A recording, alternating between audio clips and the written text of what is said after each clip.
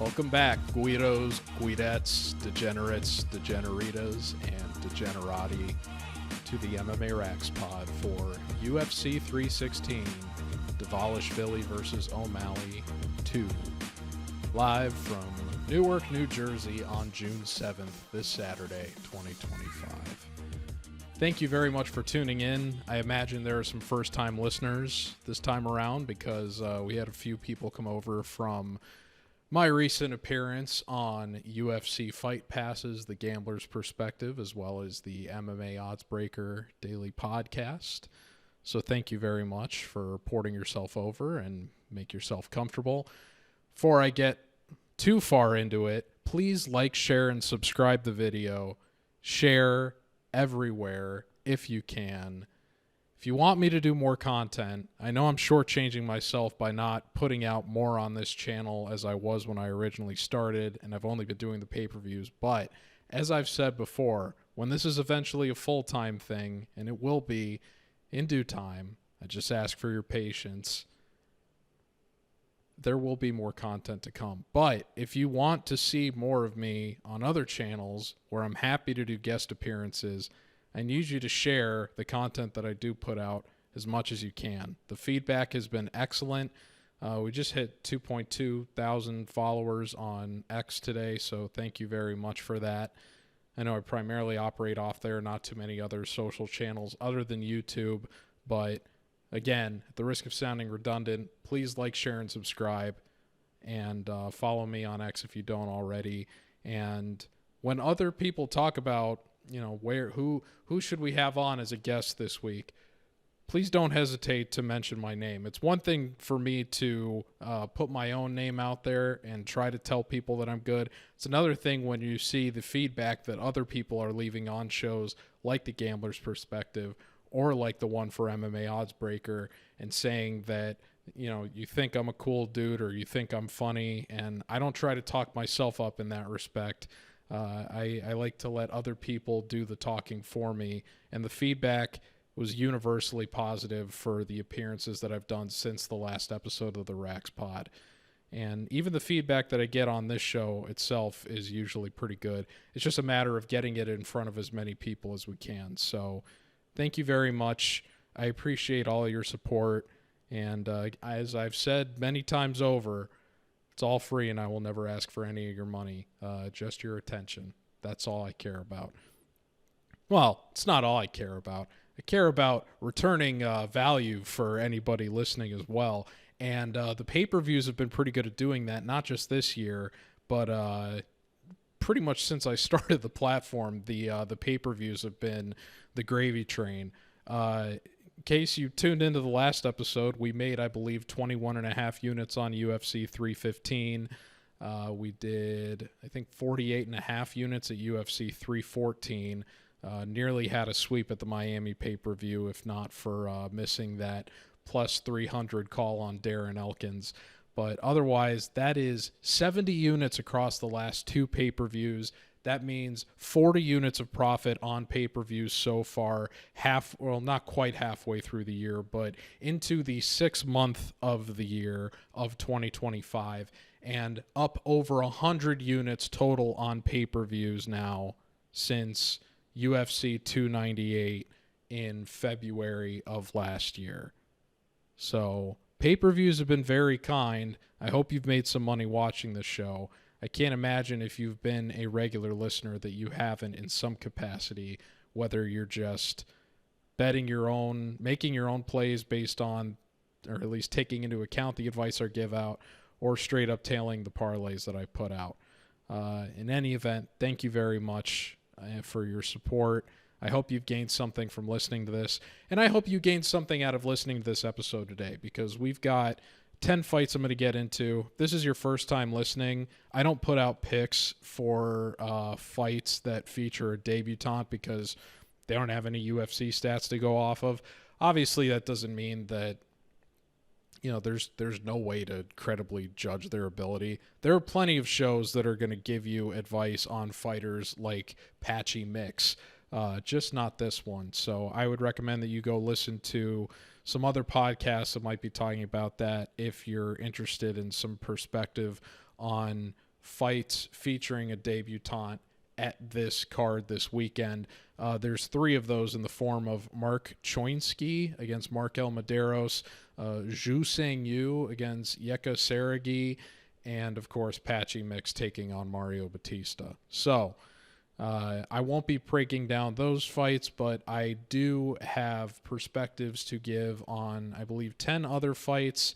I do have no picks on 3 of those fights, and I'm hedging on rounds on roughly, I think, 4 of the fights that I do have picks on. So the rare card where I'm hedging on rounds, which is not something I like to do in a volume capacity, but the lines on this card kind of necessitate it. And that brings me into something that I want to talk about before I do get into it today, because I know that for most of the recent episodes of this show, I haven't been recapping the previous events.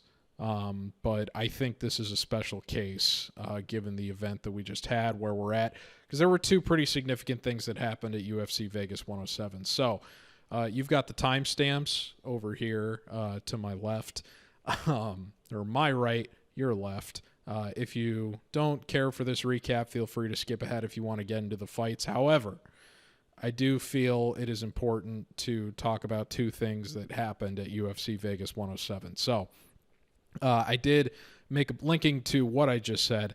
I made a post last week right before the Moonshot Parlay went out saying a couple things to keep in mind ahead of UFC Vegas 107 tonight. There are 4 prelims scheduled across 2.5 hours prior to the main card. Prepare for a lot of broadcast filler. Who would have guessed that we would end up seeing more of Aaron Blanchfield playing pickleball than actually fighting that night? And the other point that I made was only 4 of 12 fights at the time that I said this last Saturday at UFC 316 next week have favorites currently lined inside of -300.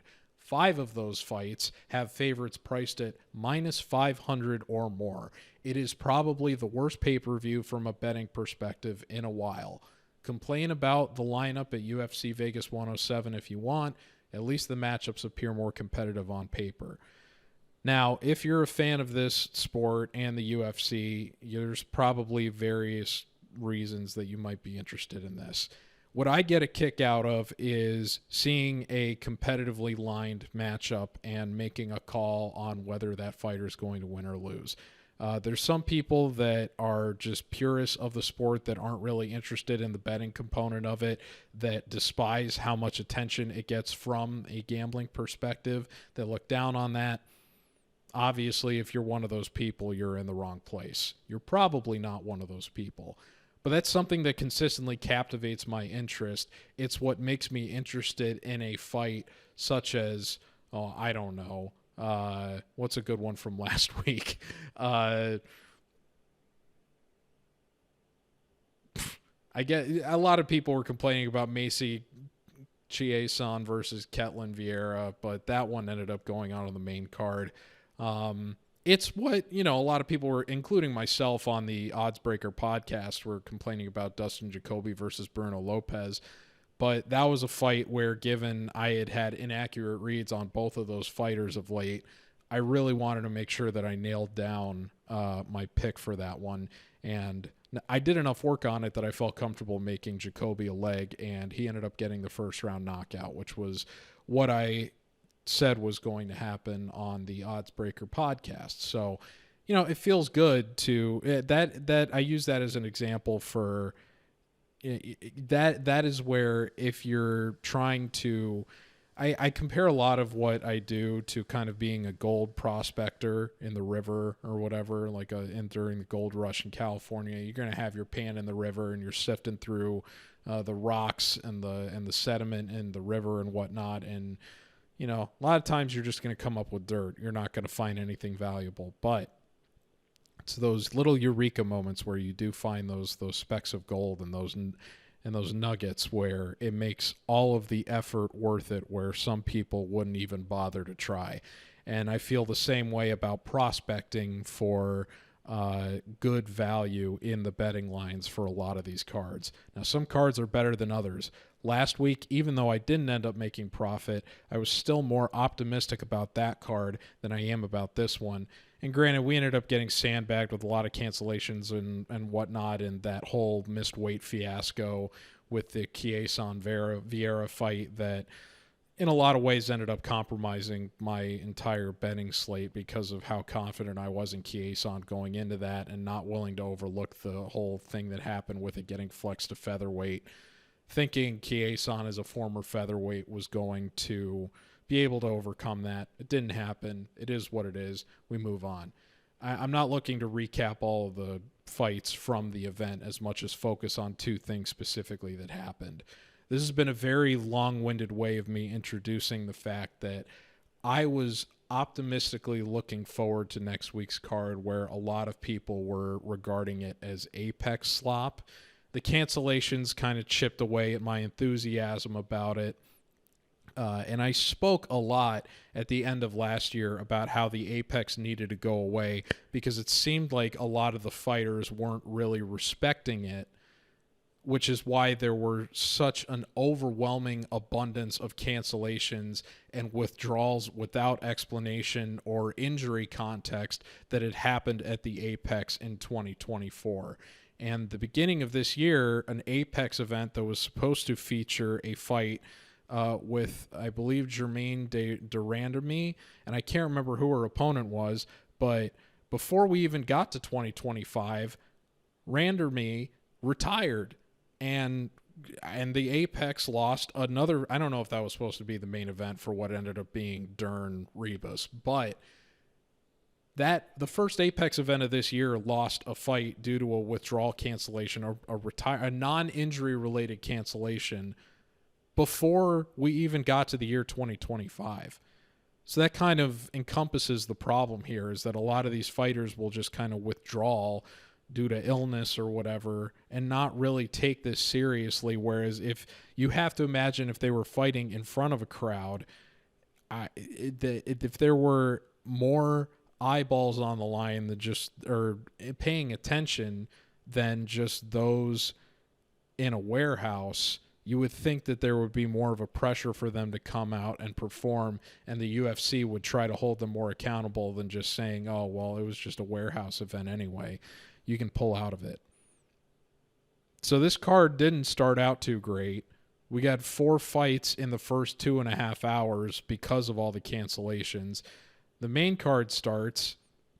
The Chiasson-Vieira fight doesn't really do much for anybody. Everybody's expecting Reese Todorovic to start the night off with a bang, and it goes the distance, and both guys gas after less than halfway through the fight. Jacoby gets the knockout. Brahimaj gets a massive upset with an extremely violent front choke, which you like to see. Gamrot does the Gamrot thing, but because so many people bet on Klein, they were kind of upset to see him get, I don't want to say lay and prayed, but you know, Gamrot rubs a lot of fans the wrong way because of how wrestling and grappling intensive and control-based his attack is, and he won a 30-27, as many people, including yours truly, expected him to. And then we get to the main event. That never happened. And I was kind of upset because I wanted to watch the end of what I consider to be one of the greatest television shows. No, I shouldn't say television show, but one of the best parts of sports programming and basketball culture in recent memory, in the form of Inside the NBA on TNT. The Knicks lost Game 6 to the Indiana Pacers. The New York Knicks did. And because of that, the final night of the Eastern Conference Finals was going to be the series finale of Inside the NBA on TNT. That was happening Saturday night. I was really hoping the Knicks would win, not only because I wanted to see Tom Thibodeau do well, who just got fired today, of course, as I'm recording this Tuesday night, but also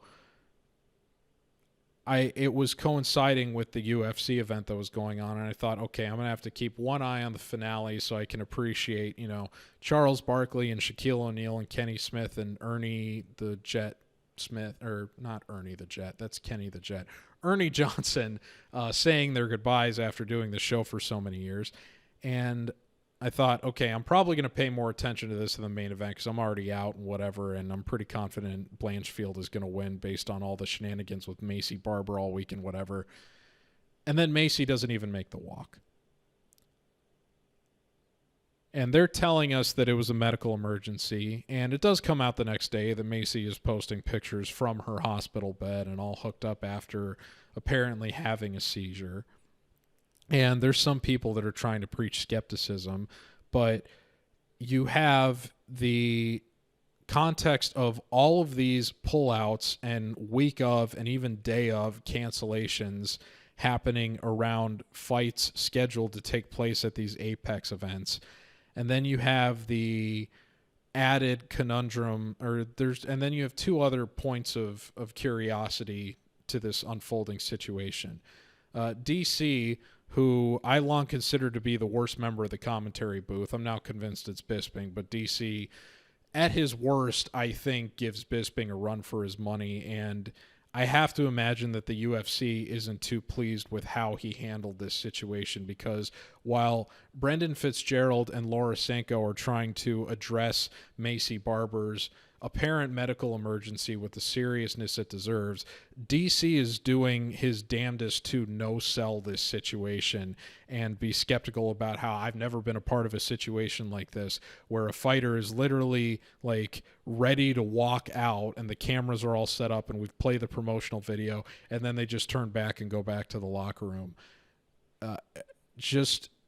He did a very, very poor job of convincing the audience that this wasn't just Barber getting cold feet.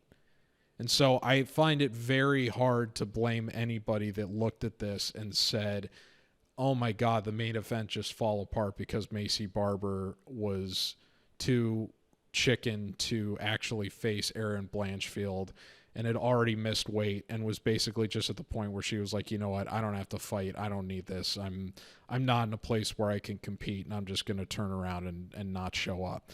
And then you have Blanchfield being the one to break the news after being told by Hunter Campbell that Barber had a seizure, immediately following up with how she considered that unprofessional, then going into the post-event press conference and talking about how Barber needs to fix her life and her life is a complete mess and she needs to find a new division. And, you know, I just think that everything about her is a mess, is what Blanchfield said. So, I mean, Blanchfield is the one that showed up. Who are we? And she's the one that was given the firsthand account of what happened with Barber before anybody else, even the media, did. How are we to not interpret that entire cocktail of events and circumstances as the worst for what was really going on, particularly with how misrepresented so much of the actual going-ons behind the scenes in this sport very much takes place. And that brings me into the next thing that I want to talk about.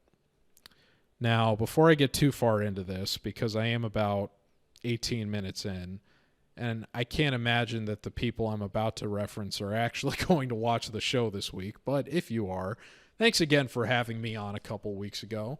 But, you know, I've obviously made the connection now with not only Nick Kalikas and Yanni the Greek, but also James Lynch after appearing on The Gambler's Perspective on UFC Fight Pass. And I have nothing but good things to say about all three of those guys. They were very courteous and very patient with me. I know they typically only talk to their guests for about 10 to 15 minutes. I'm pretty sure my segment went for not quite a half hour, but well over 20 minutes. And I was even told by Yanni that when Lynch reached out privately to Yanni and said, we're going to have to, you know, shut this down at some point just because it's going longer than it usually does, Yanni advocated for my segment to keep going because of how well he perceived it to be going on and how much they all liked what I had to say on there. I'm very grateful that they gave me that kind of runway to do that, where they might have, you know, cut off somebody else early on. They were very courteous, very professional, sharp guys. I have nothing but great things to say about them. which is why I want to be careful about the subject that I talk about next, because it involves somebody that they have directly worked with in a weekly capacity for multiple years. One of the main reasons I started MMA Rax so long ago was because I looked at the state of and I talked about this too in my breakdown of the Bilal Muhammad Jack Della Maddalena fight in my last episode of this podcast, where one of the reasons that I very foolishly made a bet on, or included a plus money bet on Pete Rodriguez as a massive underdog against Jack Della Maddalena at UFC, I believe it was 270. It might have been 271, I'm not sure. One of those pay-per-views was because of just a random bit of advice I found through Google the night that I was deciding to make my parlays, and I wanted to get a little bit of value on there in addition to the fights that I was picking on the main card. Because, Francis at plus money, I guess, just wasn't enough for me at that point. That's to say that one of the things that I wanted to do with this platform was I want to give people consistently, reliably sharp written advice on this stuff that can help them make informed decisions, as opposed to just betting on a whim because you were influenced by some random information you found in the heat of the moment. And that was before I even discovered how many influencer Instagram models are paid by not just sports books, but various gambling outfits to give out bad betting advice for the sake of making extra money on behalf of the books and getting commission on those from using codes or what have you.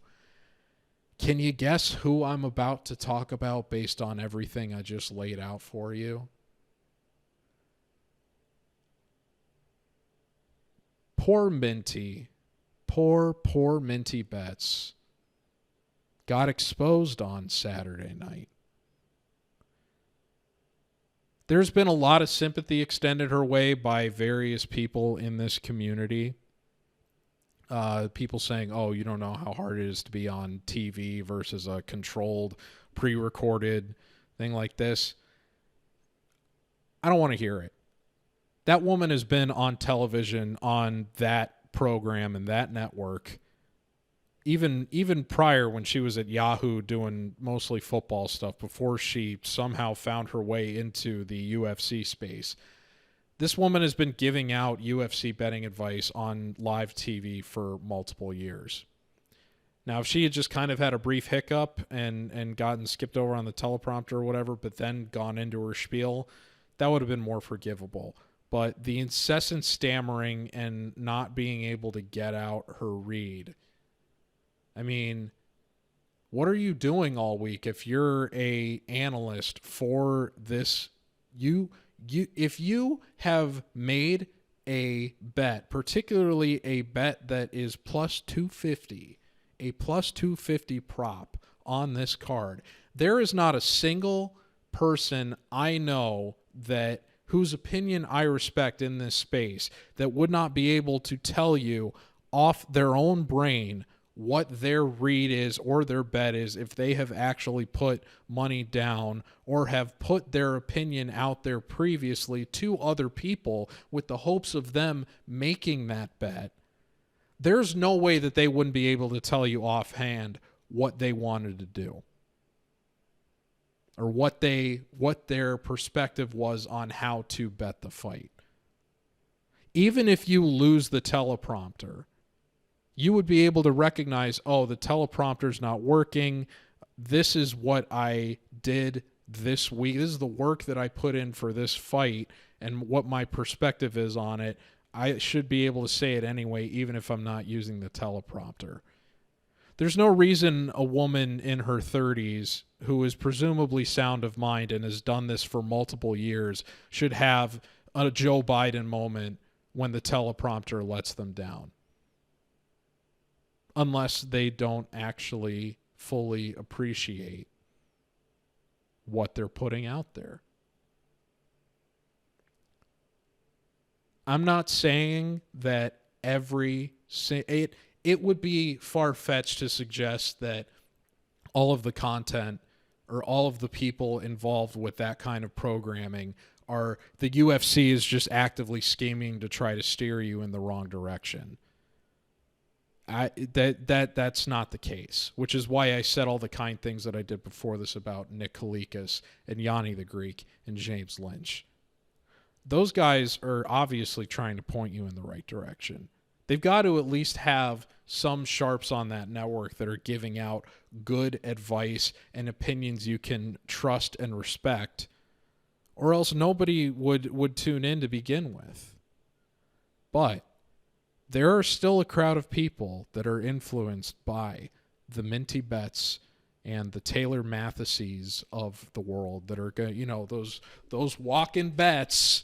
Those walk-in bets, you're gonna do whatever they want when they just shake their tits at you, or they throw on a dress and they tell you to bet a plus 2.5 rounds in a heavyweight fight.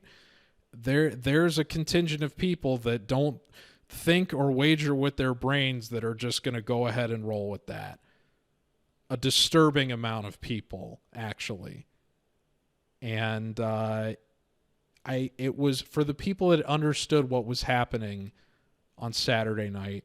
It was very amusing to see the Empress have no clothes for a change. I don't think anything's going to happen because, frankly, the audience that would be influenced by Minty Betts is not going to appreciate what happened, and there have already been people apologizing for her and saying that she had a brain fart. But what you saw on Saturday night is one of the exact reasons why I started this platform 3 years ago. I want to give all the people that are casual fans of this sport and hardcore fans alike, but especially casual fans, as the audience for the UFC and MMA in general continues to blossom and expand, in spite of events like the one that we had last weekend. I want to give an outlet for those people where you can get reliable advice, both in a written and a more digital video, audio, what have you, capacity for years to come. And that is coming. I am heart set on it. I'm going to be building the audience for a few more years. This is the RAXPOD beta, after all, if you've been listening since day one, 2 years ago now. But I can tell you that I put the work in. You've seen it. You've seen the results, and you can hear it in my voice, and you see it in the feedback that I get, not just on this show, but on the other shows that I've started to do. That people are not only entertained, they are informed, which is my primary goal. And I will do my best to steer you in the right direction, and I won't be right every weekend. But I will do my best to be right as often as I can, and when I am totally on the money, I am more right than anybody else. And that is something that I've proved multiple times in the years that I've been doing this, and something I intend on proving not just more this year, but in the years to come. And I'll at least be more on the money than somebody like Minty Betts or any of the other influencers in this space that have been given opportunities that, frankly, they don't deserve, and that they time and time again prove they don't deserve with things like what happened on Saturday night. To that point, I had another book. Bet US reached out to me 2 years ago about a partnership that I turned down. I had another book. I believe it's called DG Bet, a crypto book, reached out to me last week about a partnership as well, and I haven't quite responded yet. I probably should, just because they were kind and courteous, but I never plan on aligning with any of the books, because I never want the perception that I am for anybody else other than the public. I'm for this audience, for you all. I want the public to win. I can do my own winning without needing to get a promotional link or a sponsorship attached where I try to bring people into a book that they end up making bad bets at. Not saying that BetUS or DG Bet would do such a thing, or any other books that would reach out that are interested, but I'm never going to ask you for any money. I'm never going to ask you to follow any affiliate links. I don't need an affiliate deal. I'll be very well off on my own, through my own merit, and through the grace of my family in short order. I don't need to lean on the people that all I ask for is attention, and I'm not going to switch that up. I said it a long time ago, and I mean it when I say it. Nothing will ever be more important than the truth. I got my balls and my word, and I don't break them for nobody. You can tank that to the bank. I promise you that. Okay, so that's the first 30 minutes of the show. You're probably wondering, when is this guy actually going to talk about UFC 316? That starts right now. So, thank you very much for listening to my rant about the current state of the industry coming off of last weekend's event. I've been looking forward to talking about that for a little while, and I'm glad I got to get all that off my chest, and I hope you enjoyed some of that insight, even though I imagine most of you are here to actually listen to the fights, or my perspective on the fights. Thankfully, if you weren't, like I said, timestamps are on the left. But if you made it this far, good news is we're about to get into it. So, like I said off the top, 10 fights I'm going to give you my perspective on. None of the ones with the official UFC debutants. But we will get the night started with what, according to the bout order on ESPN, is the first fight. And that is Quillan Salkilld and Yanal Ashmouz. Salkilld enters 8-1, last appeared at UFC 312 earlier this year, where he knocked out Anshul Jubli in 19 seconds. You could make an argument that that is the most impressive win of his entire MMA career against Anshul Jubli. Conversely, Yanal Ashmouz last appeared at Fight Night Burns Brady last year, where he somewhat wall-installed Trevor Peek to a unanimous decision. I saw a very small amount of people say they would have scored that fight for Peek. I got to be honest, I was at a bar and I missed that fight, even though I picked Peek to win. And I skipped that card pretty much entirely, even though I put out a parlay for it that would have hit. That was one of the handful of Apex events I skipped last year. Prior to that, hadn't appeared since the UFC London event in July of 2023, where he broke his, I can't remember if it was his arm or his hand. I guess the hand is part of an arm to some people, but in any event, suffered an injury early in the fight with Chris Duncan and lost a unanimous decision. That is the only loss of his MMA career. So both these fighters entering 8-1. Salkilld lost in his MMA debut and has not lost since. He opened as a -220 favorite. If you got that at open around the middle of last month, kudos to you. If you got him in the 300 range when he was flirting with that towards the end of last month, kudos to you again. Unfortunately, he's now bouncing around the 400 to 500 range. And for a guy who his best win, once again, is arguably Anshul Jubli, can you really justify that? Don't get me wrong, there's a lot of reasons to be optimistic about Salkilld here, which is why I just said if you got him at -300, which is a steep price for pretty much any fighter, you did good. He's going to be much, much lengthier than Ashmouz, both in terms of height and reach. I believe it's a 6-inch height advantage, which is kind of rare for fighters that are in the same weight class. That's very significant. 8-inch reach advantage, obviously, or 7-inch reach advantage, rather, obviously very significant. 5-year age gap in Salkild's favor as well, even though Ashmouz is only 30 himself. But again, this guy, Yanal Ashmouz, who has performed well as an underdog in the UFC. I believe he's been an underdog in all 3 of his fights and is 2-1 under those circumstances. Maybe he wasn't an underdog against Peak. I can't quite recall. But he was absolutely a big underdog against Sam Patterson and knocked him out in the first round. Sent Sam Patterson packing to welterweight. This is a step up in competition for Salkilld.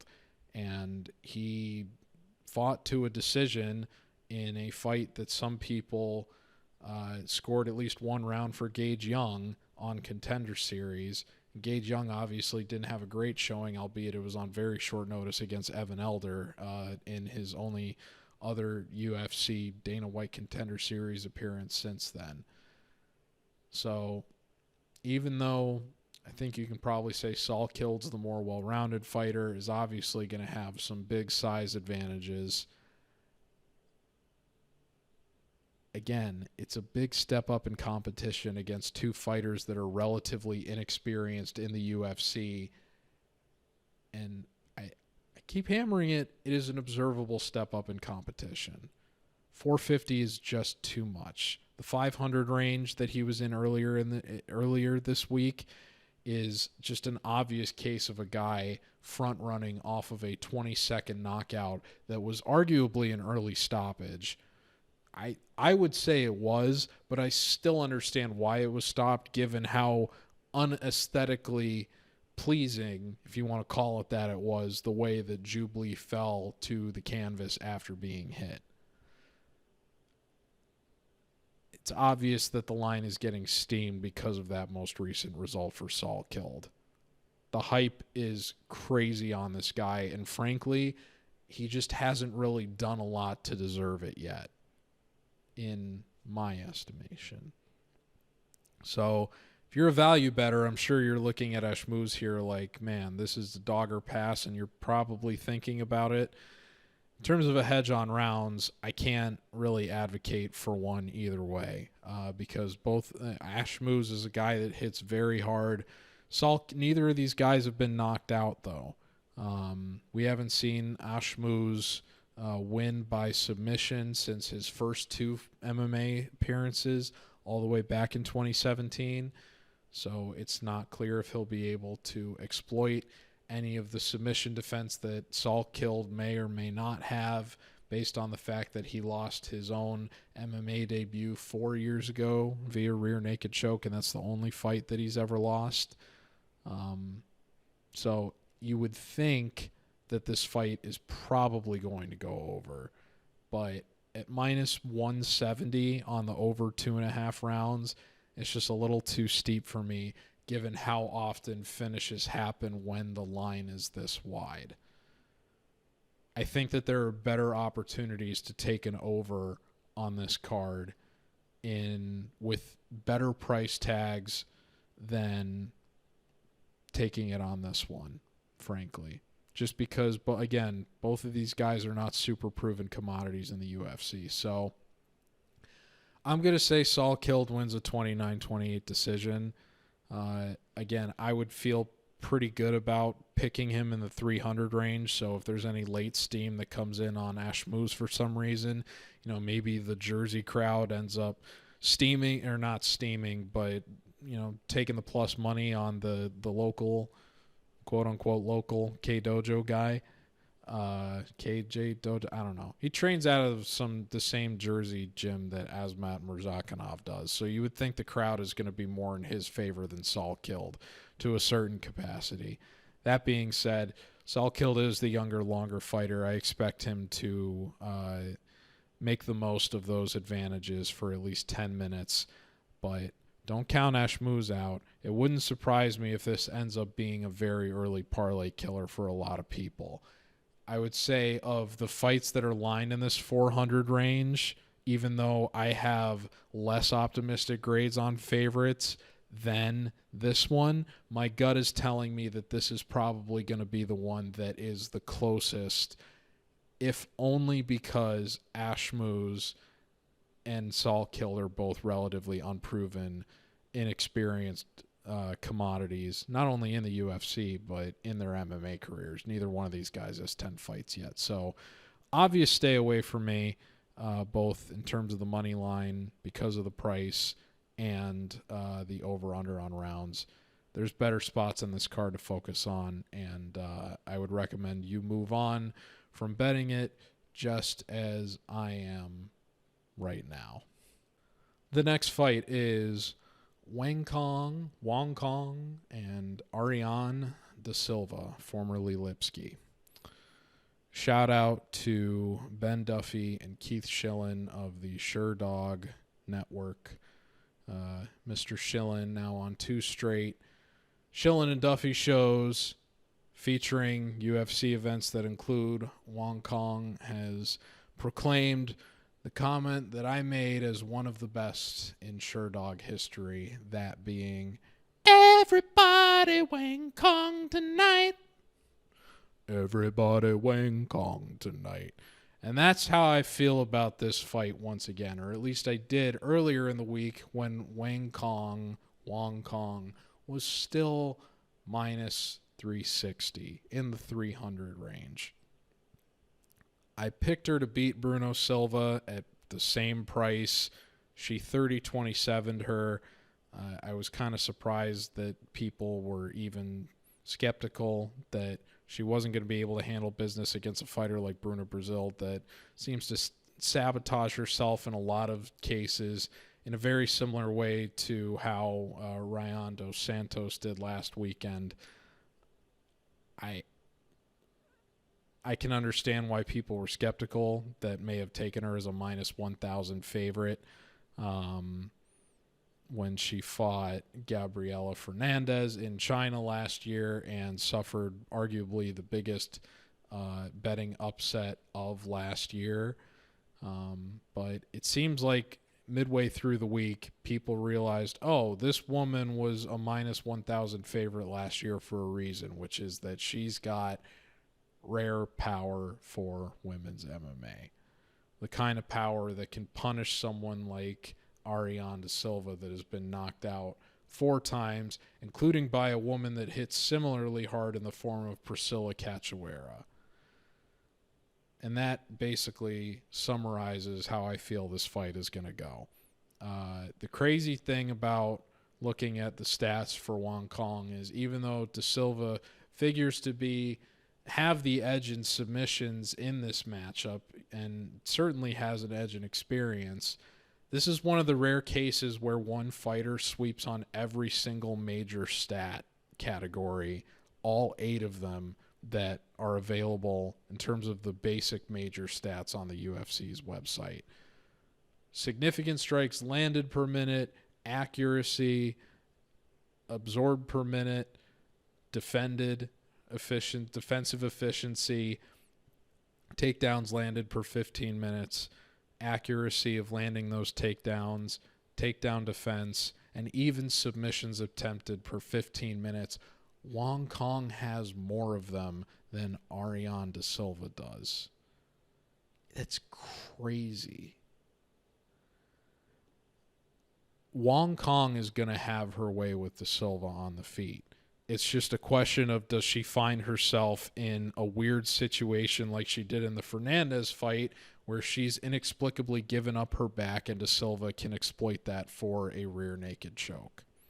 The problem is De Silva is barely landing half a takedown per 15 minutes. So she might get 1 takedown on average in 2 of her fights total that would go the distance, which is very common in women's MMA.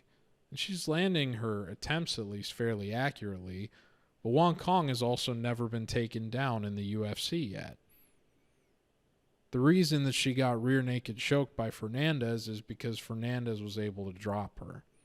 Now, De Silva does have a 1-punch knockout on her resume from all the way back in 2016, so nearly 9 years ago at this point when she was 22. But if you look at who she was fighting, a woman named Juliana Werner, it was someone that had been knocked out in 2 previous appearances. That fight with De Silva was the last fight of her MMA career, And it was also coming off of a pretty significant layoff. So it's one of those ones where you kind of have to mark it as an asterisk, given she never really had any other one-punch knockouts to speak of during her MMA career.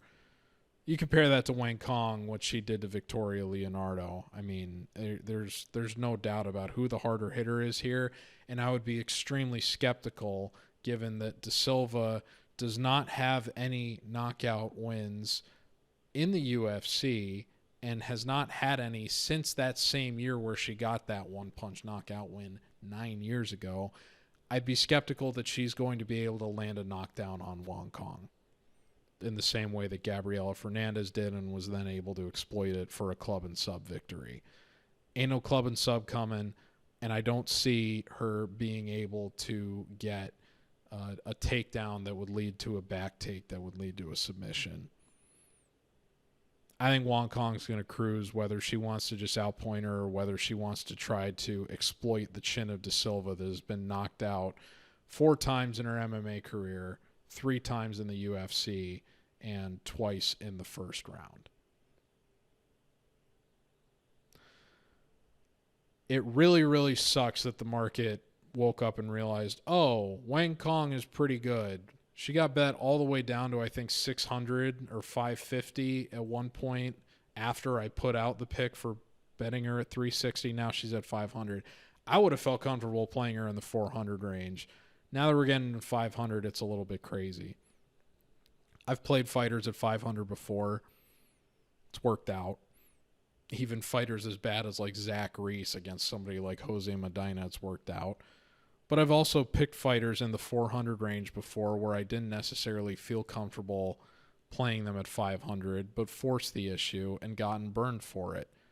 That's exactly why I missed a sweep on the Fluffy versus Pereira Apex event last year, was because I took Kyler Phillips at 500 against, well, I put out the pick at 400. He got blown out. He was like minus 625, 75 at close, but I put him in the parlay when he was minus 500 because he went down another 100 points of value after that. And I missed, not only did I miss profit that night, I mean, I missed something around like 90 units on that event or something because Kyler Phillips couldn't win one more round against Rob Font. And that was a week after I lost a sweep on the split decision in the Tatsuro Taira Brandon Royval fight, which Royval justifiably won and probably shouldn't have been a split. But would have been nice to get a little bit of grease in that respect. Regardless, my point is, it's why you don't try to force the issue on value often. So it's going to be hard for me to justify betting Wang Kong at 500.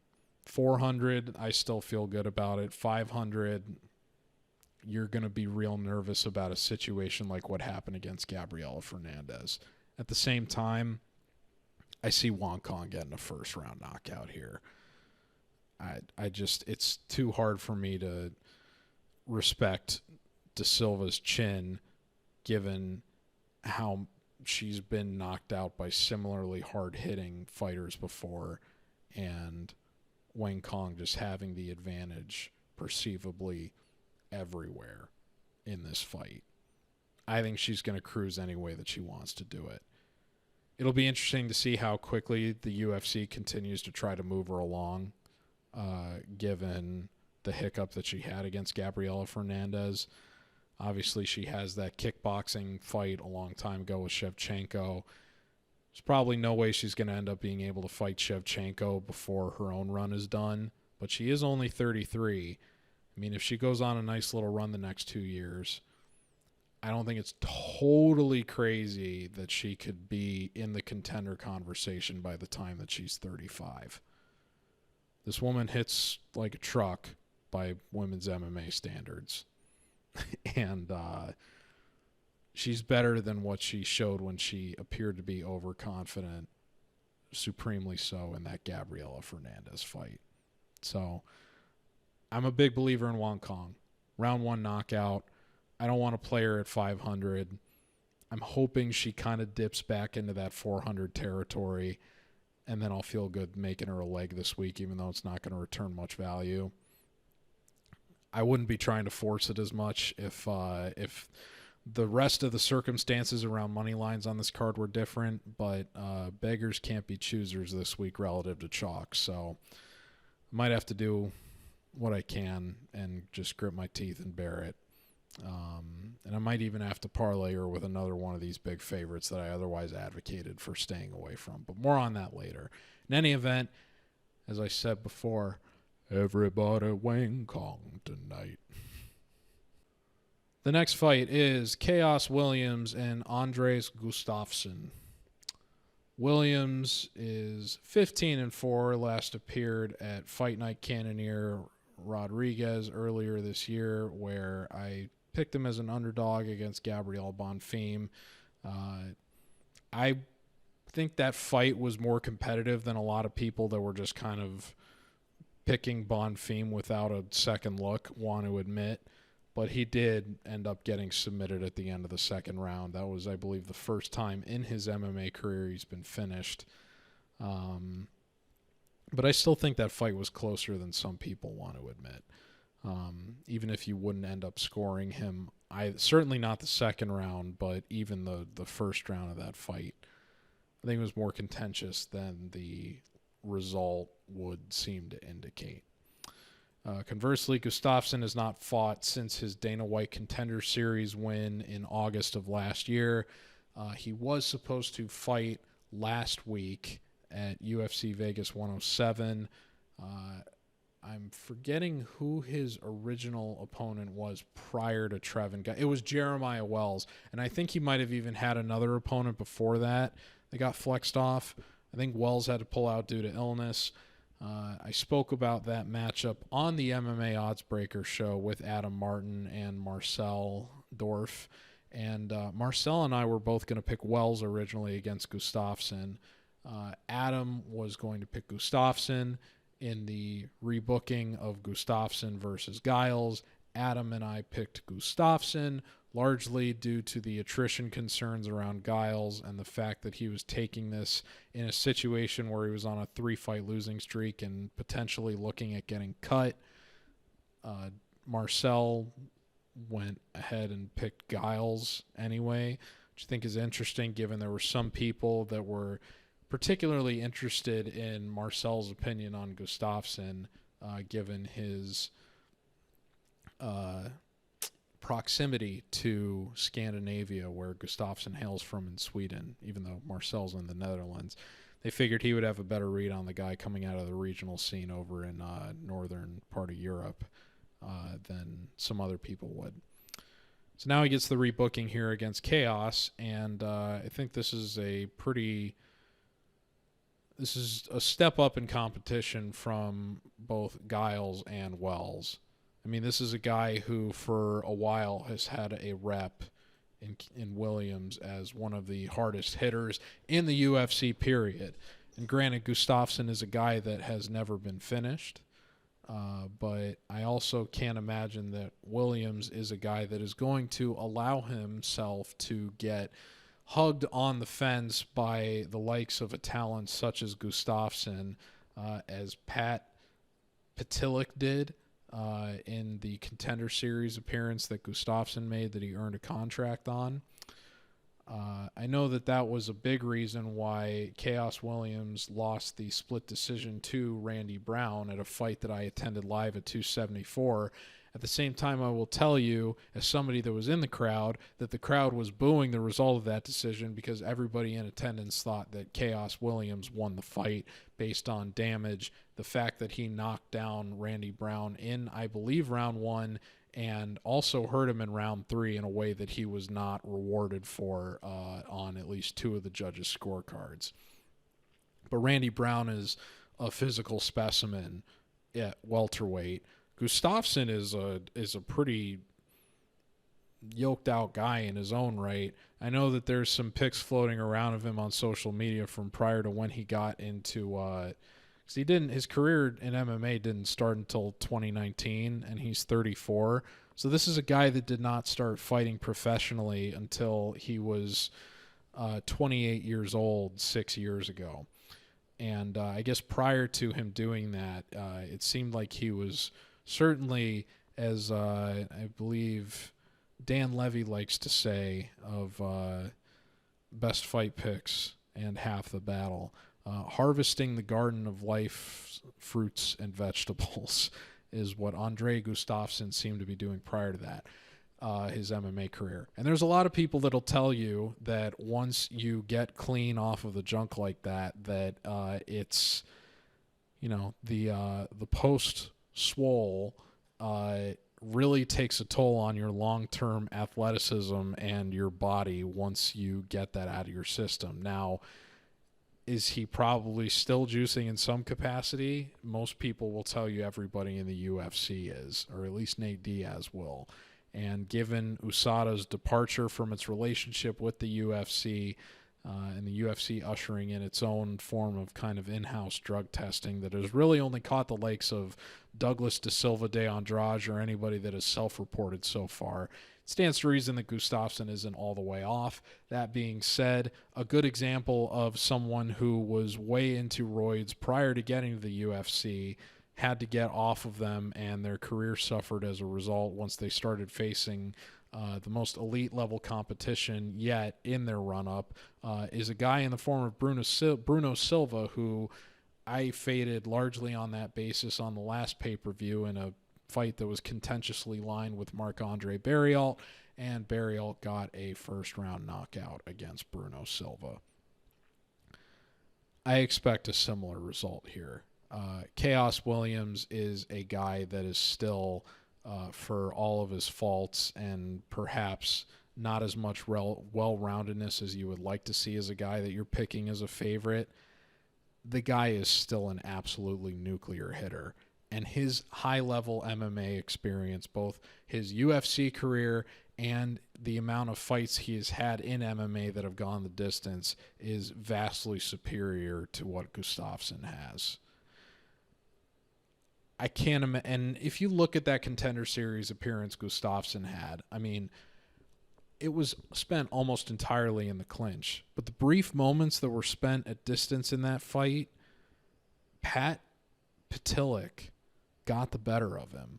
Gustafsson had to clinch immediately, keep that fight on the fence, throw some nasty elbows, and that ended up doing Pat Pitilic in by the end of it. But that fight had gone the distance, and Gustafsson had spent 15 minutes just throwing clinch strikes. I have a hard time imagining Dana would have given him a contract. It's very rare to get a finish from the clinch in the way Gustafsson did, or at least a finish on the fence from clinch strikes the way that Gustafsson did. So he deserves credit for that, and that's probably one of the reasons why Dana felt compelled to give him a contract, although he's definitely been more generous with them on recent seasons than he did when the show first started. That's not to say that Gustafsson doesn't deserve his opportunity, but I would have been more optimistic picking him against a fighter like Giles, who seems like he's on the way out, than a guy like Williams, who probably isn't going to get cut even if he loses here. Khaos Williams is a solid mid-card fighter, fighting on an earlier prelim here of the pay. I believe not quite the early prelims. I believe his fight is now the first fight on the regular prelims of this card. But still, this is a guy who has fought in co-main events of fight nights before, has fought on pay-per-view prelims before, that I've attended myself, has been to, and that was honestly one of the fights I was looking most forward to at UFC 274 was Brown versus Williams. And I think it delivered, especially compared to other fights on that card, like OSP versus Shogun Rua 2. But in any event, I like Khaos a lot here. He's going to have a reach advantage that will help support his edge in volume and the edge he already has in power. The finishing upside, I think, is firmly in his favor. He's got much more experience going the distance than Gustafsson does, 9 fights compared to just 3 for Gustafsson, who, again, did not start his career in MMA until he was 28 years old 6 years ago. Khaos Williams' first fight in the UFC was I believe, a year after Gustafsson started fighting in MMA, period. And that was when he was 26 years old. So it's pretty clear to me which guy has the more battle-tested resume here. I'm not seeing how Gustafsson wins this other than holding a guy that is much more experienced and battle-tested than him on the fence for 15 minutes and squeezing out an unappealing 29-28 clinch-based decision. I just don't see it happening. I think Khaos Williams is going to knock this guy out pretty bad and remind everybody why this guy puts the fear in a lot of fighters. Give me Khaos Williams to get his 4th first-round UFC knockout. And if the line keeps trending the way that it has been, where I picked him at 225 and he's now dipped down to as low as minus 185, I hate betting. Well, he's not technically the first fight anymore, so it makes me feel a little bit better about where he's at relative to card placement. He is my first pick on the card in a men's fight other than Wang, who I don't even know if I'm going to be able to make a leg based on the way the line is trending at this point. That being said, I'm probably going to make Khaos Williams a leg this week. I feel that good about him and the experience and the advantages that he will have in the striking. Give me Khaos Williams by round 1 knockout to be the first fighter to finish Andreas Gustafsson. The next fight is Serghei Spivac versus Waldo Cortes-Acosta. Spivac enters 17-5, last appeared at UFC 311, the first pay-per-view of this year, in which he got knocked out at the end of the first round by Jailton Almeida. Conversely, Waldo Cortes-Acosta last appeared at Fight Night Vittori Delize 2, knocking out Ryan Spann in the second round on a night that I made him a parlay leg. This is one of my only, I think this is the only underdog money line I have on the whole card right here. And fight started out as a pick'em. Spivac is starting to become a slight favorite now to, I think, minus 130 range at most books. But I think there's a few things that people are forgetting about here relative to both of these fighters in terms of the fights that I've seen invoked this week for why, well, not only one fight that people are overlooking, which is funny because it was one of their most recent appearances, and then another fight where it's the only fight of his career that Cortes-Acosta has lost. Now, at Fight Night Song versus Simone, all the way back in April 2 years ago, I, that night, picked Marcos Rogerio de Lima to give Cortes-Acosta his first loss, and de Lima was a favorite to do so, and I made him a leg. And I made him a leg on the basis that he was the more well-rounded fighter, and I thought he was going to be able to take Cortes-Acosta down. He was not able to control Cortes-Acosta, and that made me pretty nervous about how that fight was going to go. But thankfully, de Lima was notorious for having another weapon other than his offensive submission skills on the ground. And that's that the guy has some of the most devastating low leg kicks of any fighter in the UFC. And he came out and just put the axe to the wood immediately in terms of trying to chop down the tree of Waldo. And he did that. And he did it bad enough that when they got to the third round, and the fight was, I think, about 1-1 going into 3, he just kept leaning on that, and Cortes-Acosta was not able to get any of his offense going as a result. Rogerio de Lima won that fight not because of the way that he tried to control Cortes-Acosta and was not successful in doing so. He won that fight because of his leg kicks. that is not something. When has Serghei Spivac ever won a fight in the UFC because of his kicking? I haven't seen it. You know what I did see in Spivac's most recent appearance? I saw him get knocked out the beginning of the end, starting with a sequence on the feet against Jailton Almeida, who is notorious for having terrible stand-up striking. And yet Spivac, the beginning of the end for him in that fight, a fight in which I had the under, and in some ways I feel like I kind of got bailed out on. He got knocked out on the heels of I think that might be the first stand-up KO that Almeida has gotten in the UFC in terms of starting like the strikes beginning on the feet and then finishing on the floor, as opposed to getting back control or whatever and then just raining down ground and pound. I don't think Almeida's had any other knockout win in the UFC that has happened under those circumstances. And then you look at how Spivac did when he fought Ciryl Gane. And I'm not saying that Cortes-Acosta is on the level that Ciryl Gane is. But once Spivac realized he wasn't able to get that fight on the floor to where it was most favorable to him, he just looked totally lost and like he wanted out of there.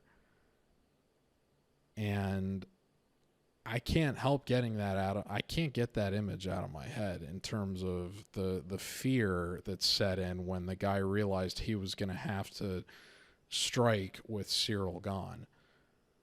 If Spivac isn't able to get this fight on the floor consistently and control Cortes-Acosta, which we have not seen yet from fighters that have even more well-rounded skill sets that Spivac does, even if they're not necessarily as sophisticated on the ground, but have similarly good submission upside as Marcos Rogerio de Lima does. What is Spivac going to look like the longer this fight goes? Because even if he is able to win the first round on the basis of control, his fight is going to restart on the feet. He's going to have to put it on the floor again. And Cortes-Acosta has more than twice as much experience going the distance. And you know how many decision wins Spivac has in his MMA career? He's 2 for 3. And the 2 decisions that he's won were against Carlos Felipe in what was a majority decision, and Alexei Oleinik, who is 100 years old and a submission exclusive fighter. The only other decision he had was the first fight he had with Marcin Tybura, in which I believe he got 30-27. But he was not quite grown into his body yet, was very, very early on in his MMA career. You can forgive him for that, given the opponent where he was at in his career, and he ended up winning the rematch, even though it didn't start out super favorably for him, and he had to get the armbar from his back, I believe, against Tybura. But the point remains, Spivac is a bit of a front runner in the sense that he's not very well tested going the distance, and he's only put on more muscle than he used to had when he was going to more of these decisions earlier in his UFC career. He had not been to a decision prior to getting to the UFC.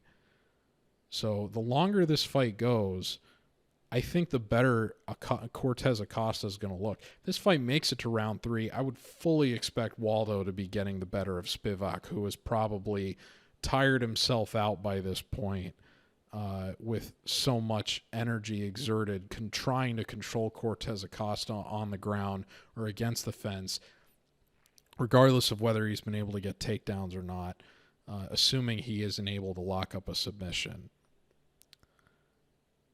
I think the knockout upside firmly belongs to Cortes-Acosta because of how much better he is in the boxing and the fact that Spivac, when he's not able to put the fight on the floor, frankly looks afraid to strike with a lot of these UFC level fighters that he's squared off with. I feel like Spivac is kind of submission or bust here. And the longer a fight gets out of the first round, the harder it gets for Spivac to get a submission like that. And the last thing that I'll say relative to Cortes-Acosta is this is a guy that I faded when he fought Rebellis Despain, because I did bite on the Despain hype. And not only that, I came away from the Arlovsky fight where he was a massive favorite, very unimpressed with the fact that he gave away around Arlovsky, largely on the basis of just showboating and kind of not really taking the fight as seriously as he needed to. So I assumed, based on that lack of demonstrated fight IQ, that he was going to play directly into what Despain wanted, and Despain was going to be able to get a highlight out of him. Cortes-Acosta, a guy that had not landed a takedown in the UFC yet prior to that fight, put the perfect game plan on Despain and 30-27, 30-26'd him. Never let Despain operate in wherever he was going to be most comfortable, and made a point of saying, like, even though I don't have the rep of being a well-rounded fighter, I'm going to go out of my way to exploit the presumed weaknesses of my opponent, even if I haven't showcased my ability to do so yet myself. He could not have fought a more intelligent game plan against Despain. This is a guy that it was so good that I'm willing to overlook what he showed in the Arlovsky fight.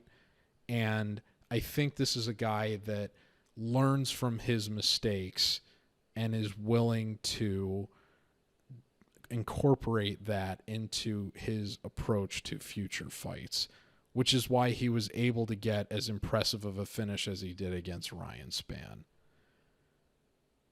I'm very, very impressed with how Cortes-Acosta has come along.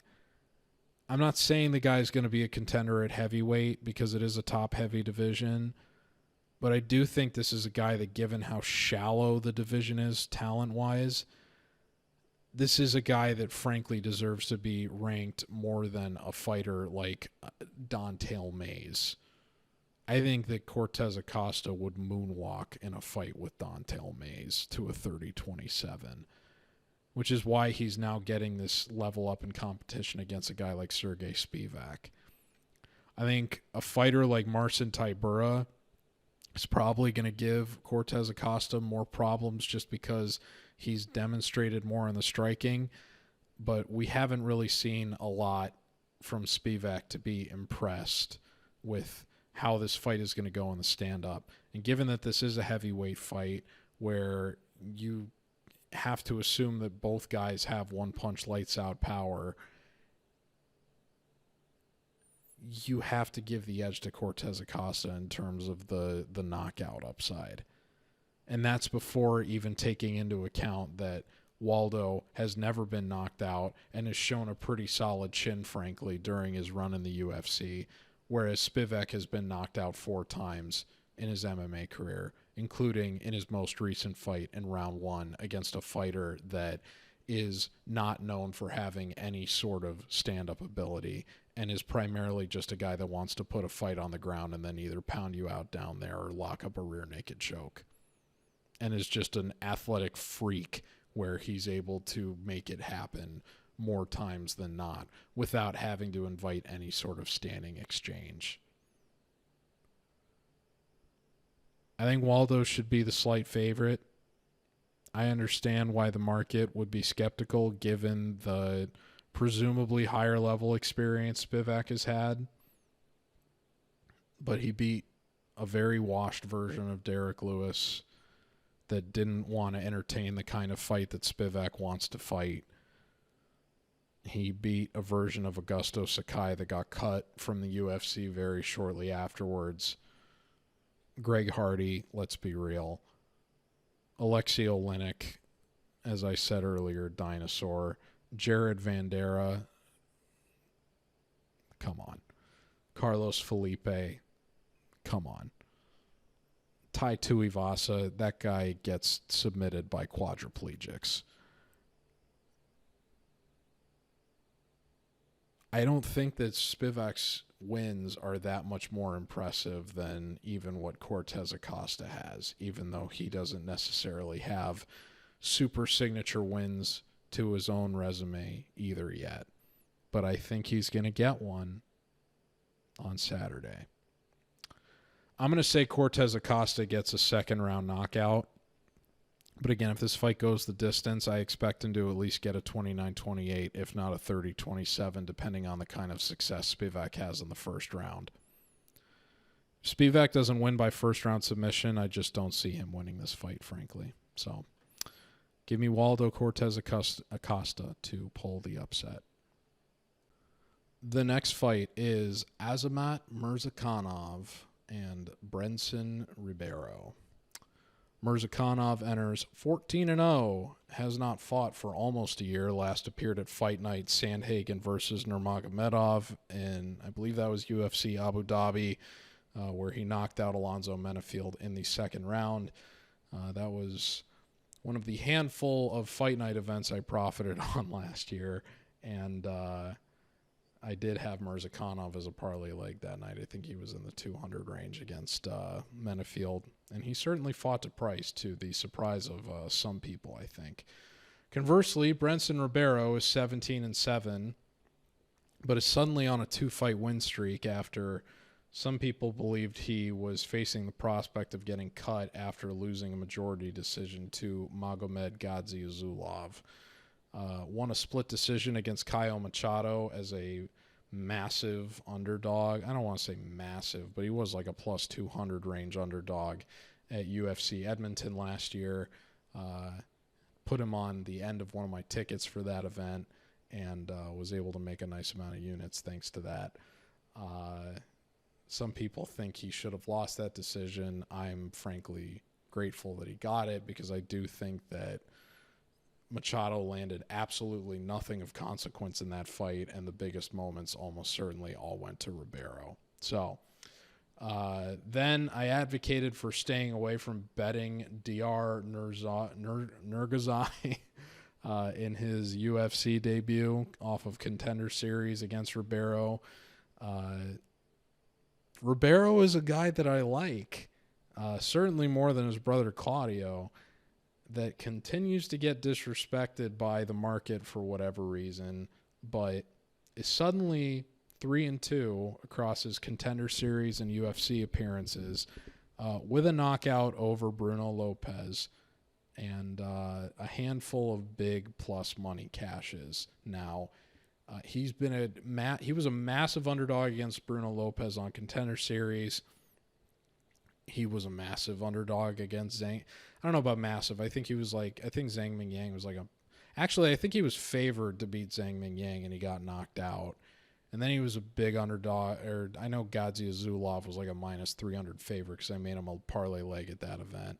And Gadzhimagomedov's obviously since been cut from the UFC, so that loss hasn't necessarily aged well. That being said, Ribeiro made that fight closer than I think some people were expecting, which was reflected by the majority decision result as opposed to unanimous.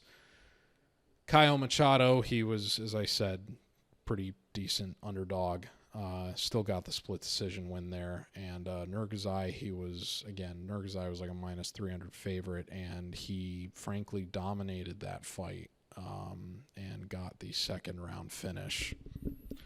Now he finds himself as once again a massive underdog, because Murzakanov at the moment is a minus 500 favorite, has been as high as minus 625 this week. And I get it, because the guy's very good. He might be the only Russian that gets cheered in New Jersey all year, frankly, given he is fighting out of the same local gym that Yanal Ashmouz is. But Ribeiro, I discount this guy at your own peril, man. I mean, he is going to be 8 years younger. He's going to have a laughable 10-inch reach advantage, and he's going to be almost half a foot taller. Like, it's very funny looking at the measurables of these guys compared to the Salkilld Ashmouz fight, because Ribeiro is the same height as Salkilld, but has, I believe, half a foot more of reach and is 50 pounds heavier, whereas Salkilld, again, is the same height but has only an 8-inch reach advantage compared to a 10-inch reach advantage here for Ribeiro.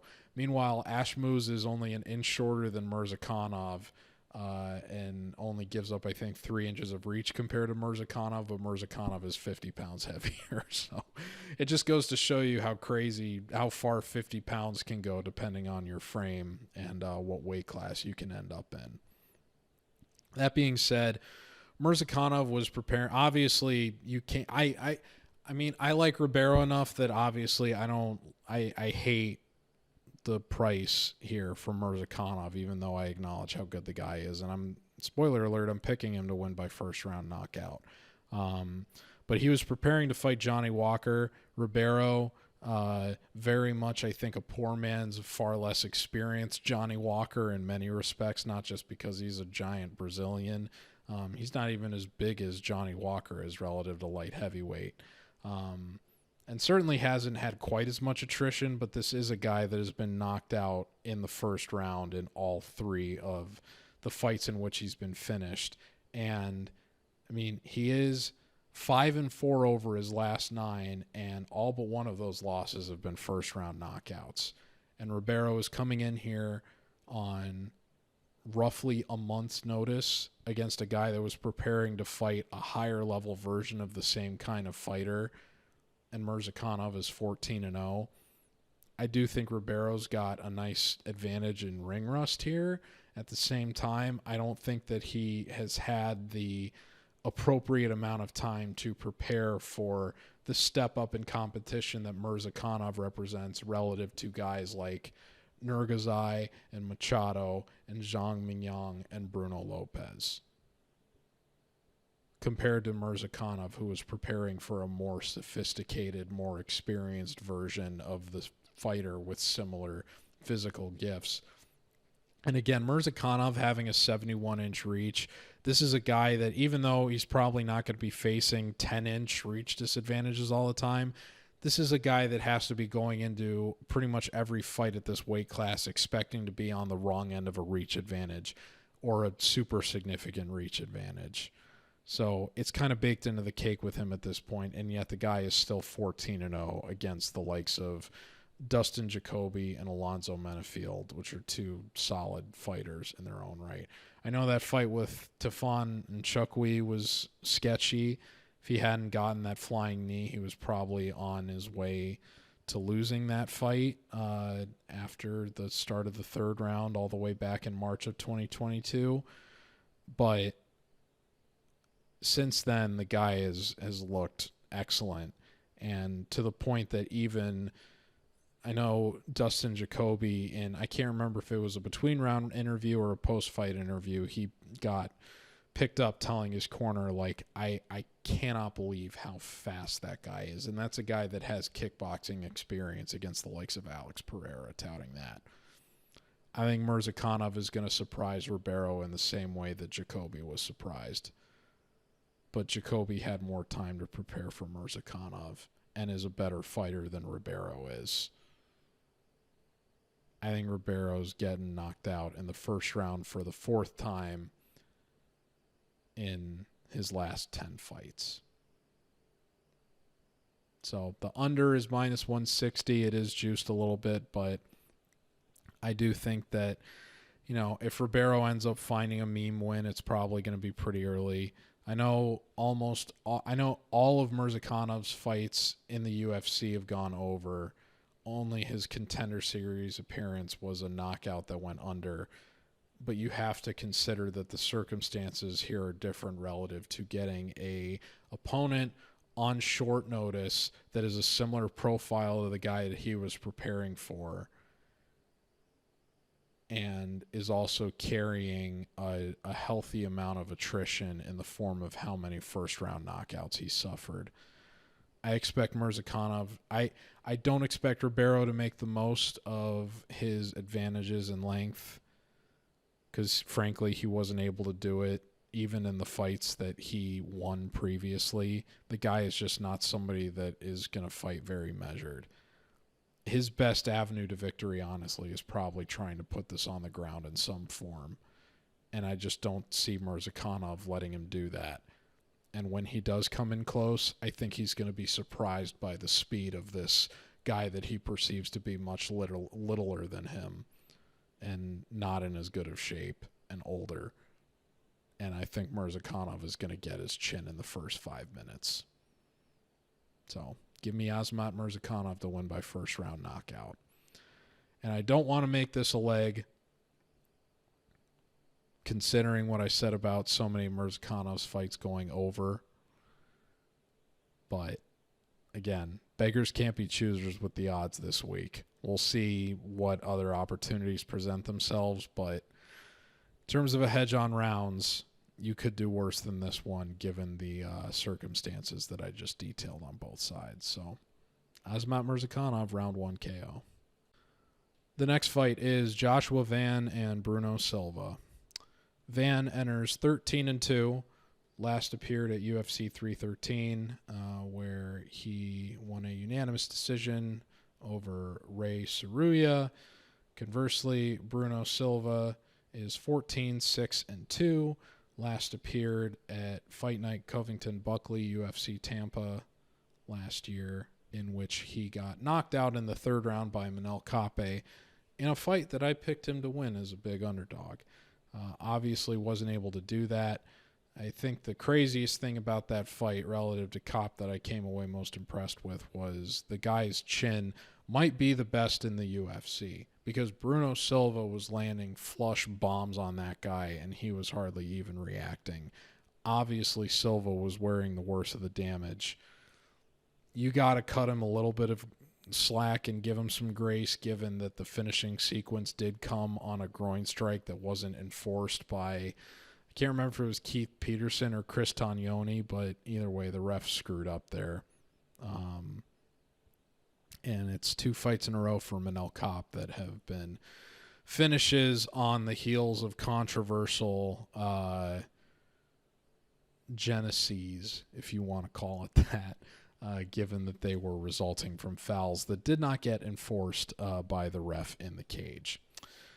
That being said, obviously the career trajectory for both of these guys is pretty stark. Van, obviously much younger by 12 years in this matchup, which kind of explains why the line is swollen out to where it is. Opened at 300 all the way back in April, and although it was around 500 one point this week, has since fallen all the way down to the likes of like 700.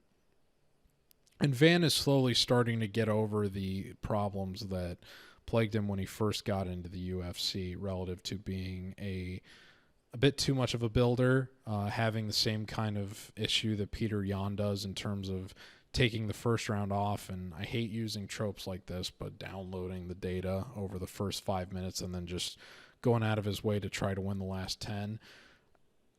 I still do think, as many have surmised, that this guy is going to be a future contender in the flyweight division one day, if not champ of the division. Really does invoke flyweight Max Holloway vibes in terms of the guy's approach and success going the distance, and the way that he just continues to tag on volume and put out sophisticated combinations paired with increasingly impressive takedown defense. The only thing that you're a little bit worried about is the durability, given how he got knocked out in that Charles Johnson fight.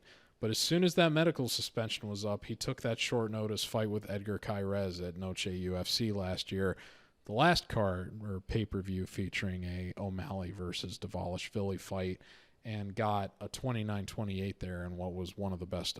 He might have gotten fight of the night bonus for that one. If he didn't, frankly, they deserved it. It was pretty damn good. Although fight of the night on that card was almost certainly Esteban Ribovics versus Daniel Zellhuber. But there were more than a few excellent fights that night. I don't think that the first O'Malley-Dvalishvili pay-per-view overall is going to be surpassed in terms of fight quality by this one, to say the least. In any event, Van's not playable here, and yet, in spite of me saying that, I'm very, very strongly tempted with what has happened to the Wang Cong line to package Van with Wang Cong and make a, if both of these guys were like minus 500, that would get it down to somewhere like minus 250 and make that a very dirty parlay leg, if you will, on my plays this week. Because I do, I spoke earlier about having, there was one other fighter I was, considering betting in the minus 400 range on this card, and that most of the other fighters that were outvalued up to there I thought were overvalued and I was going to pass on. Murzakanov was an example of one of those guys I was passing on because I'm giving Brendson Ribeiro more respect than I would a guy like Bruno Silva here against a fighter in Joshua Van. Joshua Van is the guy that I would feel good about playing in 400 here, but is unfortunately just a little too expensive. We'll see where the lines end up on Friday after weigh-ins. The one thing that is giving people some pause here that frankly I agree with is based on the way that Charles Johnson knocked him out. What happens if Bruno Silva lands a similar flush bomb and is able to rattle Joshua Van enough to where Silva gets a finishing sequence? I don't think it's out of the question because Silva landed flush on Manel Kopp several times, and Manel Kopp's chin, frankly, is just better than what Joshua Van's is. Even though I still think because Van's knockout was a third-round knockout, he's still probably got at least average damage tolerance for where he's at this stage in his career. It doesn't really concern me as much as some other people. The fact remains he's still been knocked out.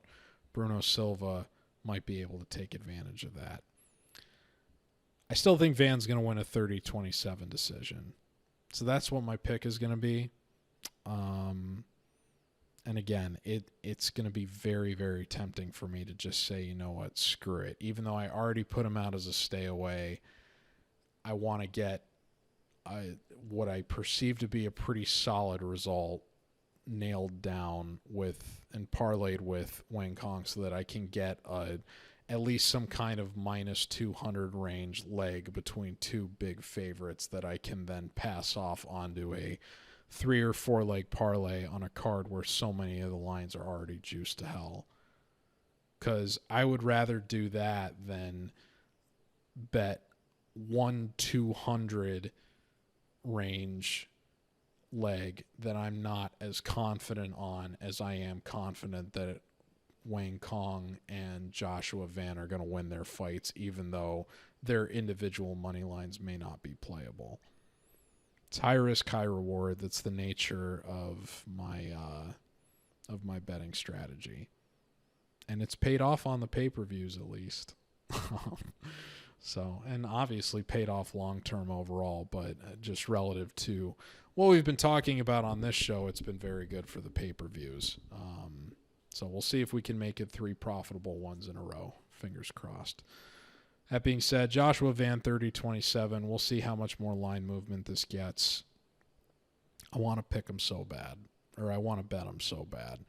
But I don't think he'll be playable again officially, or at least at a good price, until he starts getting top 10 opponents. And he is, I think, 14th or something right now, and Silva's ranked 12th, but it's going to be time to be getting him better names than this in pretty short order. I think that he'll probably end up getting the winner. If he doesn't, he's been crazy active, like literally fighting every 3 months in recent, since going back to the middle of last year. I wonder if, I think that the potential winner or loser, frankly, of the fight between Tim Elliott and Kai Asakura at UFC 319 would be a good opponent for Joshua Van after this, but he would have to wait a little more than 3 months in order to get a fight with one of those guys by the end of the year. So we'll see what they opt to do with him. In any event, Joshua Van 30-27. I'm all in on this guy. And I like Bruno Silva too, but just don't think this is the right matchup for him, but I hope that they give him some more compelling matchups at flyweight going forward. Maybe a guy like Alessandro Costa, I think, would be an interesting, intriguing matchup. I think he's a flyweight, not a bantamweight, right? Doesn't matter. Joshua Fan 3027. The first fight on the main card at UFC 316 is Kevin Holland against Vincente Luque. Holland enters 27-13, last fought a little under 3 months ago at UFC London. That was Fight Night Edwards versus Brady, where he got a much closer decision win than the scorecard would imply relative to being unanimous against Gunnar Nelson. Holland, if you recall, was on his way to losing the first round before he got knocked down in the closing 30 seconds of the round that swung the round entirely in his favor due to damage.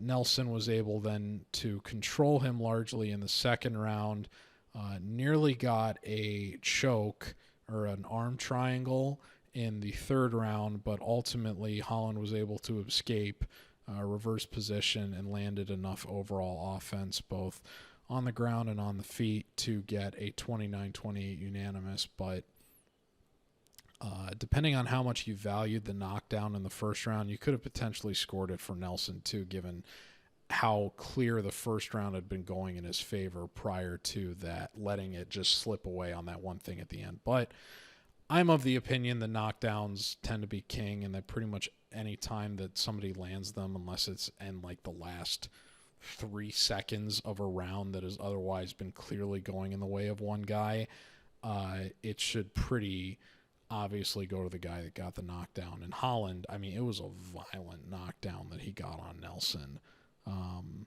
that put the fight in very bad terms, that you can argue Nelson was saved by the bell a little bit with the knockdown that he suffered. So even though I picked against Holland in that case in what was kind of a pick'em going in, I had terrible decision luck on that card, if you'll recall, in more ways than one, mostly with the British fighters. But that was one that, even though it didn't go my way, it wasn't one I was going to argue about relative to a lot of the other bad, suspect judging performances that happened on that card. Conversely, Vincente Luque has not fought since UFC 310 last year, in which he knocked out Themba Gorimbo, or he didn't knock him out. He knocked him down and then got a club and sub with his signature, was it an anaconda or a darce? In any event, got a front choke that he then rolled into and got dispatched Gorimbo in the first minute. Prior to that, had a very concerning performance against Joaquin Buckley at the last New Jersey event last year, Fight Night Blanchfield Fioro, in which one judge, I picked him to win, and one judge at least had that fight for Buckley in the first round, but then obviously pulled guard in the second round, was not reacting to a lot of the strikes well, and just kind of turtled up and quit. And apparently, even though I picked him as an underdog to beat Rafael Dos Anjos at Fight Night Luque Dos Anjos back in 2023, I heard somebody say this week that he made an admission after that fight that he kind of fought with the intention of not getting hit, that he was kind of afraid to get hurt. That is not a good thing to have against a fighter like Kevin Holland, who is violent when he wants to be, which I think a lot of people forget. Most people just want to write Holland off as a guy who is not taking his career seriously and mostly just looks at this as a job. Let me put it like this. Even if you look at it as strictly a job, you put yourself in a position to make more money at your job when you are in line for a performance bonus than if you just allow a fight to go the distance. I do have Holland narrowly graded here to win, but I don't feel comfortable betting him at the price that he has blossomed out to now, all the way at 280. So looking at a potential hedge on rounds here, and the fact that I don't have really, I've got Waldo Cortes-Acosta plus odds on this card and no other underdog picks. The last time that I hedged on under on rounds at a pay-per-view, I believe was UFC 313. And I was rewarded for doing that. That was when Mauricio Rufy knocked out Bobby Green in one of the most spectacular knockouts, frankly, in UFC history. It was incredible. I believe that was the last time I hedged on an under at plus money at a pay-per-view. Because I also did it in the Ikram Aliskerov Andre Muniz fight at UFC Kansas City. And I also took a plus money under a handful of weeks ago at the last event I profited on, Fight Night Morales Burns, when Yadier Del Valle fought Connor Matthews, and that was a minus 2.5 rounds. And by the time I was able to actually bet it, it had become the favored result. But when I put the pick out, it was a plus money, so I did count it as an underdog or a plus money bet. So I've had pretty good success betting plus money unders of late, and this is another one that I feel pretty good about, because if you look at all the fights these guys have had since 2020, every single fight that they've had that they've won by submission has ended in the first half.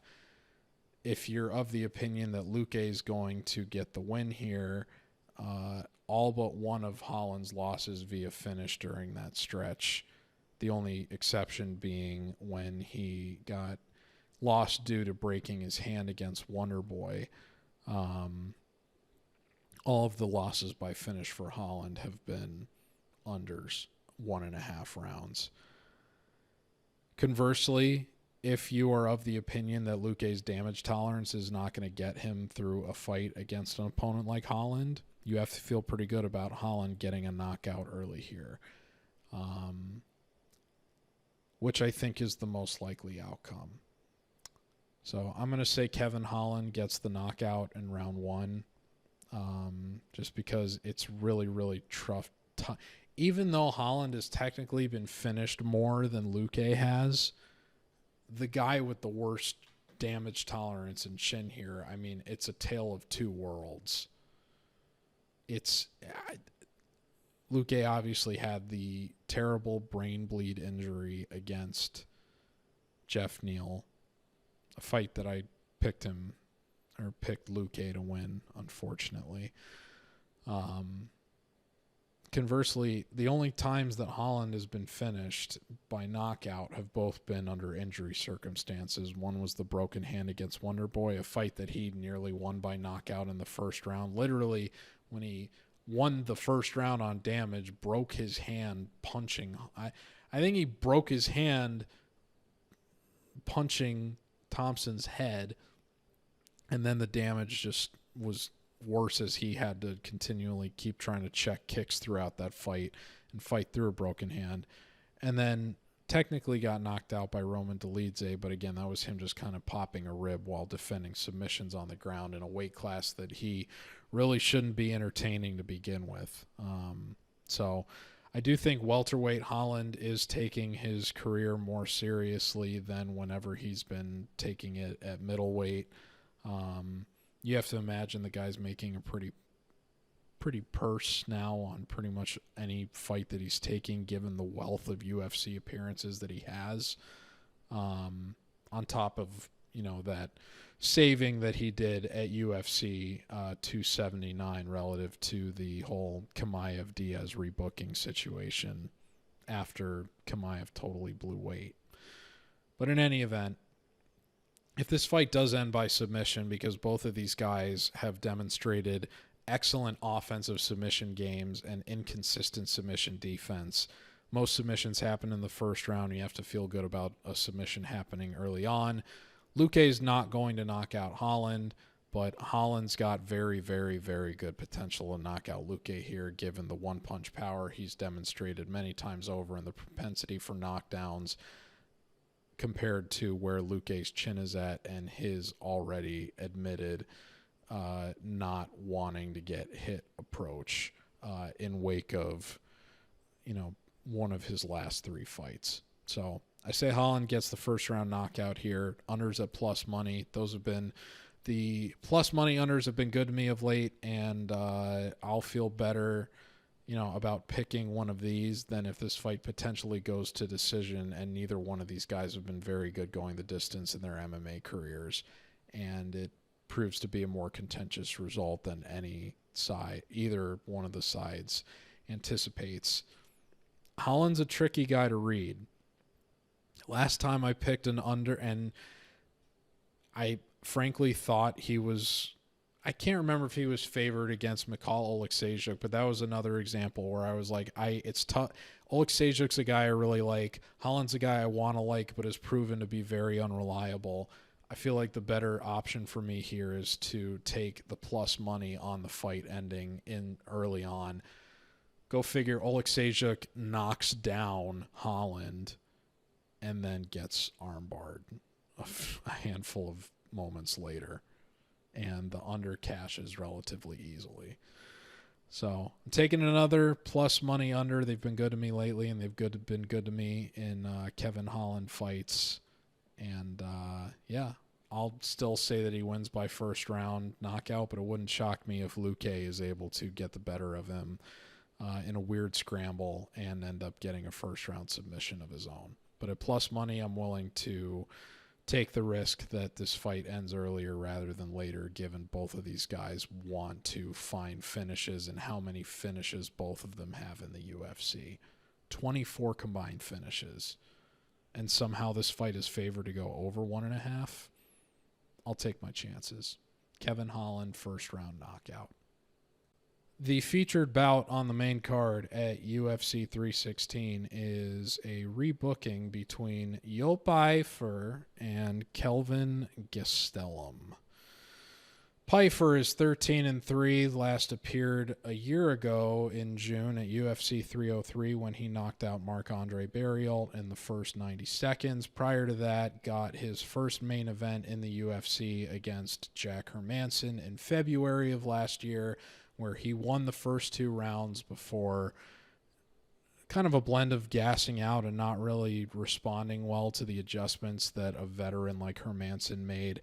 And Hermansson was able to get a pretty clear-cut 48-47 down the stretch, winning the last 15 minutes.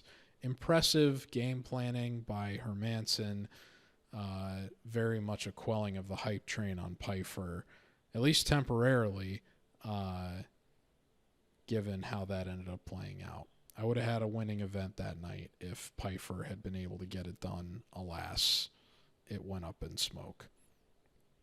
Thankfully, I think a week later was UFC 298. And then that was the very next one afterwards, and that was my last sweep. So that was pretty sweet. Conversely, Kelvin Gastelum had a weird rebooking situation. Not rebooking, but they shifted the fight up a weight class on short notice, much in the same way they did for Chiasson Vieira last weekend at UFC Saudi Arabia last year, where Gastelum got a unanimous decision over Daniel Rodriguez in a fight that a lot of people felt Rodriguez actually should have won, especially given the circumstances of that fight, supposed to having taken place at welterweight, then going up to middleweight. That stood to benefit Gastelum more. In any event, the UFC showed its gratitude to Rodriguez by giving him a 6-fight deal after that, which he has already won the first 2 fights on, including getting a nice knockout on Ponzinibbio, where I picked him as an underdog to do that. So that was fun. But Gastelum, the welterweight experiment prior to that ended with his fight against Sean Brady, in which he suffered the 3rd submission loss of his career. Obviously, Brady is in line for a title shot, regardless of whether or not he ends up getting it soon. So it's hard to it's hard to hold it against him that he wasn't able to get it, or that he lost to a guy of Brady's caliber, even though he's no longer going to be presumably competing in that weight class. So I got the last true welterweight experience with Gastelum when I was at UFC 287, where I picked Chris Curtis as an underdog to beat him. I felt like that fight could have been scored 29-28 either way, but I wasn't upset with the fact that it was scored 29-28 for Gastelum by two judges. One judge scored it 30-27 for Gastelum, and the people I was sitting with agreed with me that that was a bad scorecard, that Curtis should have at least gotten the last round, I believe, and it really just came down to how you perceived the clash of heads or whatever that I believe Curtis suffered in might have been the first or the second round, I don't know, but it opened up a cut that kind of made it, that wasn't really acknowledged by the ref. In any event, these guys were supposed to fight at UFC Mexico City earlier this year, and the line was kind of similar to what it is now. And I very boldly picked Gastelum when he was like plus 285, and he had been out to as far as plus 400 the week prior before people started betting him down. And people gradually started to see what I did throughout the week, which was that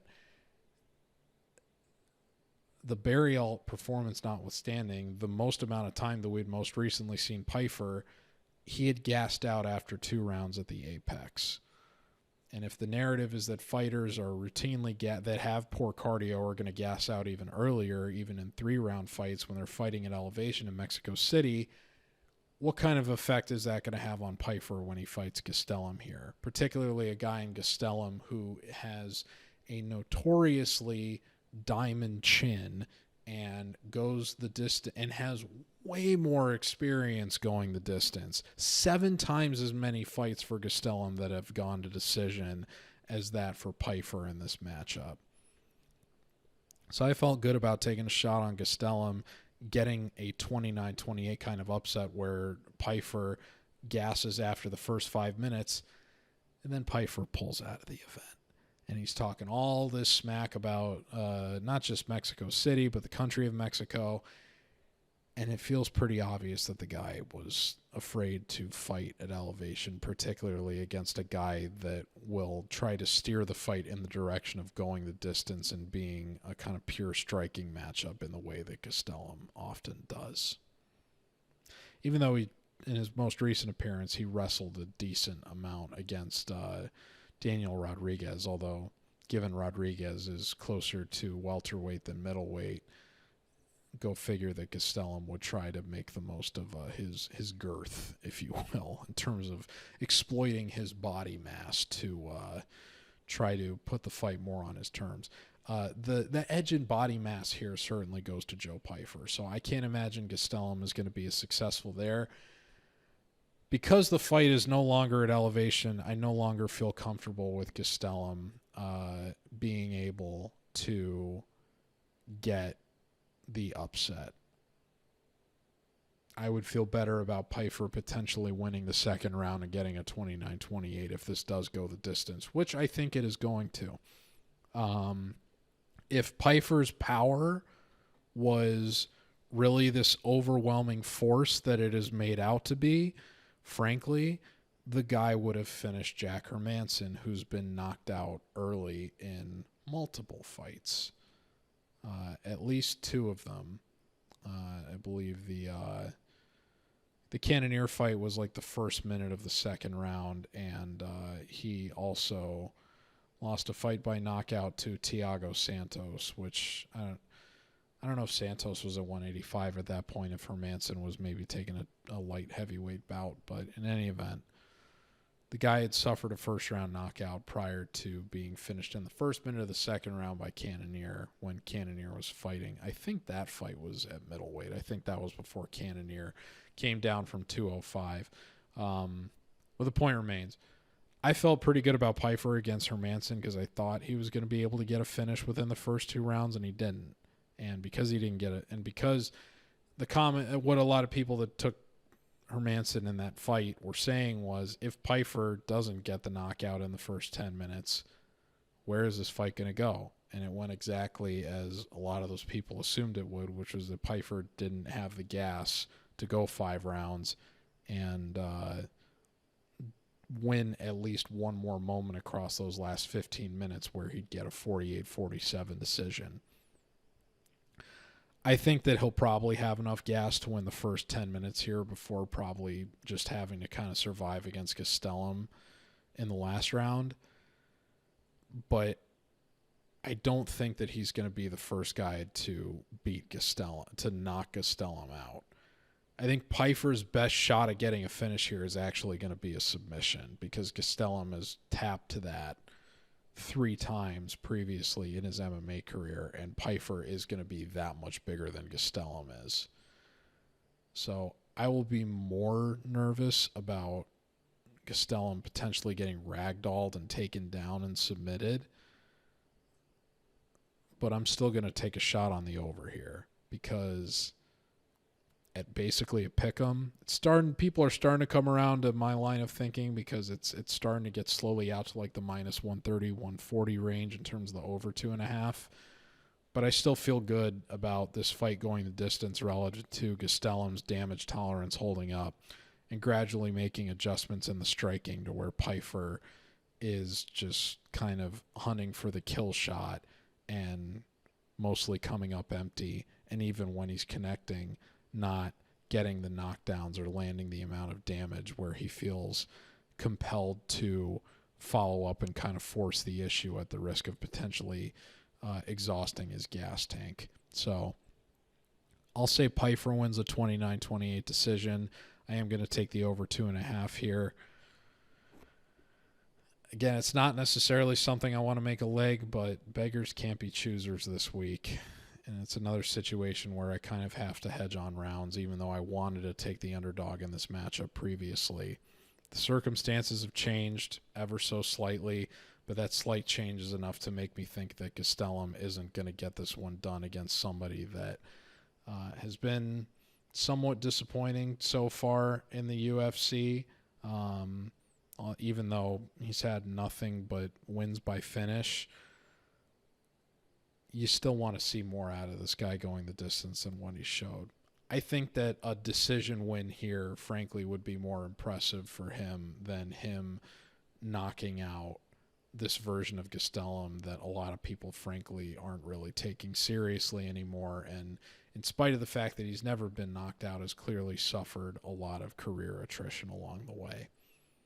And a lot of people would argue has never really taken his career as seriously as he's needed to in order to be a true title contender, in spite of the fact that he did fight for a title against Israel Adesanya in what has since gone on to be a Hall of Fame performance for Mr. Kelvin Gastelum. In any event, Joe Pyfer 29-28, but I'm taking the over 2.5 rounds here. I think there's much more value there than if this fight does potentially go the distance and Gastelum is somehow able to steal the last 10 minutes. Although I still think he's going to win the 3rd round regardless. This fight, I think, is going to come down to who wins round 2. I still expect, based on what Pyfer did against Hermanson, for him to get it done. The co-main event at UFC 316 is a women's bantamweight title fight between Kayla Harrison and Julianna Peña. Kayla Harrison last fought at UFC 307, where she beat Ketlen Vieira by unanimous decision in a fight that I believe 2 of the judges scored 30-27, but one of the judges gave the middle round to Vieira. I thought Kayla pretty clearly won 30-27, but I don't have a lot of nice things to say about Ketlen Vieira even before last weekend, obviously. Conversely, Julianna Peña fought at UFC 307 after not having fought for over 2 years since getting like 50-43'd by, or 50-42'd probably even, by Amanda Nunes in their rematch. Peña, a lot of people believe, got the belt off of a robbery. And while I don't know, I very strongly spoke against that decision on the MMA Oddsbreaker podcast last week. I might have been a little strong if I did call it a robbery, because it did, I think, come down to how you score the first round, but I still would have given it to Pennington. And a lot of people feel like that, frankly, Peña does not deserve to be champion right now. To me, it felt like a pretty obvious situation where they were going to give a close fight to Peña because she is obviously a more marketable individual than Pennington is, and would do a better job of selling a fight against someone like Kayla Harrison, which I think she has clearly done. Frankly, I am much more interested in this fight than I am the rematch in the main event. That being said, kind of pull back the curtain a little bit in case you haven't tuned in or figured it out by now. I do have another show that I host for the largest single team focused sports website in the United States in the form of 11 Warriors. That would be the Ohio State athletics scene, which is mostly dedicated to football. I do host the 11 Dubcast over there with my co-host, longtime senior editor over there, Johnny Ginter, who is a native of Middletown, Ohio, just like Kayla Harrison is. And so both of us are very, very much rooting for Kayla Harrison this weekend. So if I were to bet on Kayla Harrison, it would be a bit of a emotional bet for me. Thankfully, Kayla Harrison's a minus 800 favorite, so her money line's not playable anyway. I would feel good about playing her in like the 200 range, but anything further than that I think is crazy. I mean, still expect her to pretty much maul Peña, but as I've heard some other people proclaim this week, the more difficult battle for Kayla Harrison is going to be the one with the scale than it is going to be with Peña. She has been on the record in terms of talking about how she's basically been hospitalized for weight cuts in the past. It's been pissing blood as a byproduct. I mean, this is a very physically impressive lady that has to cut a lot of weight to get down to 135 because there's no 145 division anymore. And she's been barely making 136 in her previous 2 UFC appearances. Now, you have to believe there is going to be a little bit of Dana White privilege, if you want to call it that, a little bit of a Khabib DC towel trickery. If they got to bring out the box to make sure that Kayla, I think if she's just under 136, they're probably just going to say, F it, give her 135, given that she's probably got this fight and then a potential fight if she wins with Amanda Nunes after this. And that's it. They're going to give her a little bit of grace in terms of trying to make that 135 just to make sure that they can actually get her fighting for the belt. That being said, the weight cut is still going to take a lot out of her regardless of whether she makes it purely on merit or she's given a little bit of help. So if this fight does get extended, if she's not able to get the finish right away, the last time she had to fight 5 rounds, she lost to an opponent that she had previously beaten twice, including in a 5-round fight earlier in her career. There's a lot of people that think Peña is going to be able to get a late finish or an upset if this goes the distance. I can't say I blame them given just the differences in experience here. That being said, it's very easy to just look at the matchups between, or the way the stats compare between these two and just the way that they fight and what their strengths are. And a lot of people made this point this week. Go figure, it's probably the main reason why the line is the way that it is. 23% takedown defense for Julianna Peña in her UFC career is worse than bad. That's not even like, I don't know what the average for women is, but I know the average for men is about 59%. So that's not even half as good like as what the average is for men. And even if you were to double it to 46%, that's still 13% below average. Her takedown defense is miserable. And she's not very good at getting off of her back against women that are more physically built than her, like Amanda Nunes is. Kayla Harrison is going to be able to just take her down and maul her for the first 15 minutes. At least the first 10 minutes. Third round might get a little bit tricky. After that, we'll see where Harrison's cardio is at relative to that weight cut. I still think that she's just going to maul Peña bad. I'm going to take Kayla Harrison by second round sub. I don't care what anybody says about, like, you know, women's MMA being far off from men's MMA or not wanting to see Nunes come back because they think Nunes is going to just maul Kayla Harrison.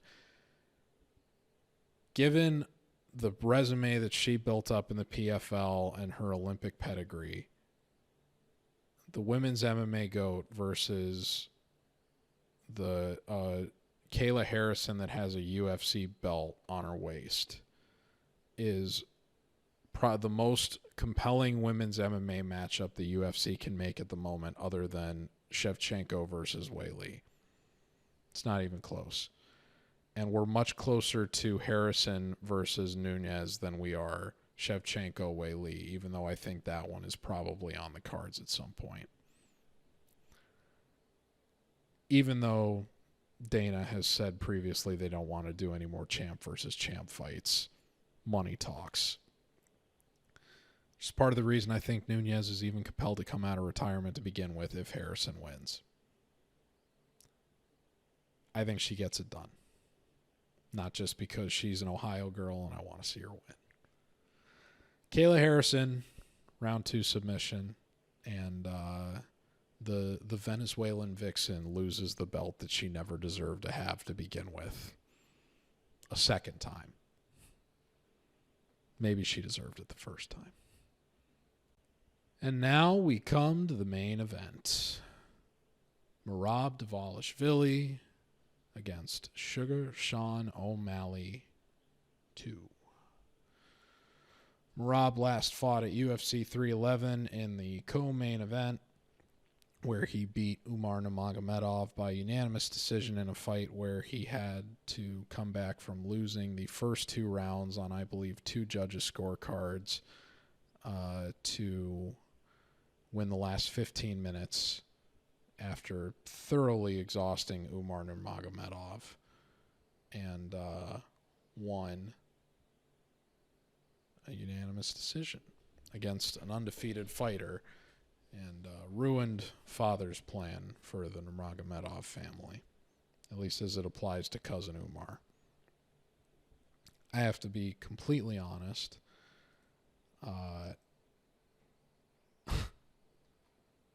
Looking back at that event, you know, it came down, me profiting on that event came down to what happened in Jamal Hill versus Yuri, and after Jamal got knocked out after making it 1-1 going into the third, I kind of passed out, and so I totally missed that Merab fight when it happened live, which stinks because obviously that was the more compelling fight between the 2 pairs of title fights happening at that event, given what happened with Sarukian blowing out his back trying to impress Nina Drama to where he could have blown her back out, if you will, even though she probably, well, let's... Let me be nice. I already ragged on one woman that isn't a fighter tied to the UFC on this show. I don't need to go off on any drama queens, if you will. But in any event, that card ended up just... I don't want to say that whole card was a mess, but it obviously was a big letdown that we didn't get Sarukian versus... Makhachev to open the year, and that Islam's last title defense at lightweight ended up being against Renato Moicano. Conversely, Sean O'Malley is getting a rematch for the belt that he lost to Merab at UFC 306 last year, despite not having fought since September of last year. In a fight where one of the most hotly contested, contentious fights from a which side are you picking perspective in the MMA betting community of the entire year. And I was on Sean O'Malley in that fight. You can go back and listen to the reasons why on the 306 show that I did. But the variables have changed going into this one, at least one pretty key one, because I'm sure some people are probably wondering, well, if you took O'Malley when he was slightly favored to win against Merab last time, why are you not now taking O'Malley when he's available at basically or at a way, way better price? And now Merab is totally juiced, and from a betting perspective at least. And, not much is, this O'Malley hasn't competed since September of last year. So what has changed for you? And the big thing that has changed for me is that even though you can make the argument that O'Malley is hungrier per se because he no longer has the belt, and I know there's been the whole narrative this week that he's stopped smoking weed and he's presumably spending more time with family, and okay, whatever. Still at MMA Lab, he was already at a great gym. He's still one of the most impressive strikers in the UFC and probably the most in the bantamweight division. And Merab is still Merab and fights like a total freak, an anomalous freak. I talked about on the 306 show how both of these guys are anomalous relative to what they're good at compared to the average fighter all the way back in September of last year. That hasn't changed in this matchup. The big thing that has changed in this matchup is last time both guys were on impressive win streaks that had to make you kind of write off, consider the confidence of both of them a push because they're both very good at putting their game plan into practice relative to what they're good at. Merab is now on a 12-fight win streak with the belt, and O'Malley has lost and does not have the belt anymore. So Merab unquestionably has to be the more confident fighter heading into this matchup, if not the hungrier one per se, even if that is the case. And I had it very narrowly graded in Sean's favor at 306. Now I have it very narrowly graded in Merab's favor. But Merab was the 300 ranged favorite for a lot of the lead up to this week. He's now, as I think a little bit of casual money is coming in on O'Malley, and I'm seeing all these people that have been taking O'Malley at this plus number that weren't as enthusiastic, I don't think, about him back in September. Merab's dipped back into the 200 range, but still not quite comfortable where I would feel good about betting him on his money line. Because I still feel like Sean has all the knockout upside in this fight. And I don't think either one of these guys has submission upside here. If anybody does, you would have to slightly give it to Merab, but the guy doesn't have any UFC submission wins. So I consider the submissions kind of a write-off both ways. Sean's got to have the knockout upside, and I think Merab has the decision upside. At the same time, one of the other reasons I felt good about picking Sean at 306 was because I fully expected a close fight to be greasily given to O'Malley because of how weak the star status was for so many fighters in the UFC, and that O'Malley was one of the very few guys that they could sell to casual fans, and it would be harder to sell that guy if he isn't at least competing for a belt, which is, I think, one of the reasons why the UFC has kept him on the shelf for as long as they have and are now giving him that rematch. You need that belt for legitimacy among casual fans. It's harder to sell a main card O'Malley without a belt. That's just the reality. So I thought the first fight, there was a very greasy argument for giving it to Sean. Sean, in his delusion, said he thought he won 135. And at the end of that fight, before the scorecards were read, I remember thinking, if they end up giving this to O'Malley on a very, very bad argument, as they did when he fought Peter Yan, it's going to be on the basis that he won rounds 1, 3, and 5. And there were a lot of people that were frankly stunned that two of the judges scored at 48-47 for Merab, giving rounds 3 and 5 to O'Malley. I think I had it scored 48-47. I said 49-46 wouldn't surprise me, but you have to at least give Sean round 5. Even though I think at least one of the people that I was watching with wanted to score it 50-45 Merab. Because they had Merab, go figure. But in any event, it shocked me that they didn't give that to O'Malley, and I'm not just saying that because I picked him. I thought if there's even slightly an argument for O'Malley winning this, they're going to rob Merab just as they robbed Peter Yan. That didn't end up happening. If this is another close fight, I would have to be very, very nervous if it goes the distance about the UFC potentially robbing Merab in favor of a guy that is one of the only sells to casual MMA fans that the UFC has right now. And because I have Merab graded, but I still have those reservations about picking him to where I don't have him graded into the 2-1 range, the better bet for me here is to hedge on the over, which is something that perhaps I should have even just done in the first fight if I was going to be taking chalk. Yeah, there haven't been a ton of decisions for O'Malley in his UFC career. His first 2 fights after Contender Series went the distance. 2 of his 3 main events in the UFC have gone all 5 rounds, including his last fight with Merab.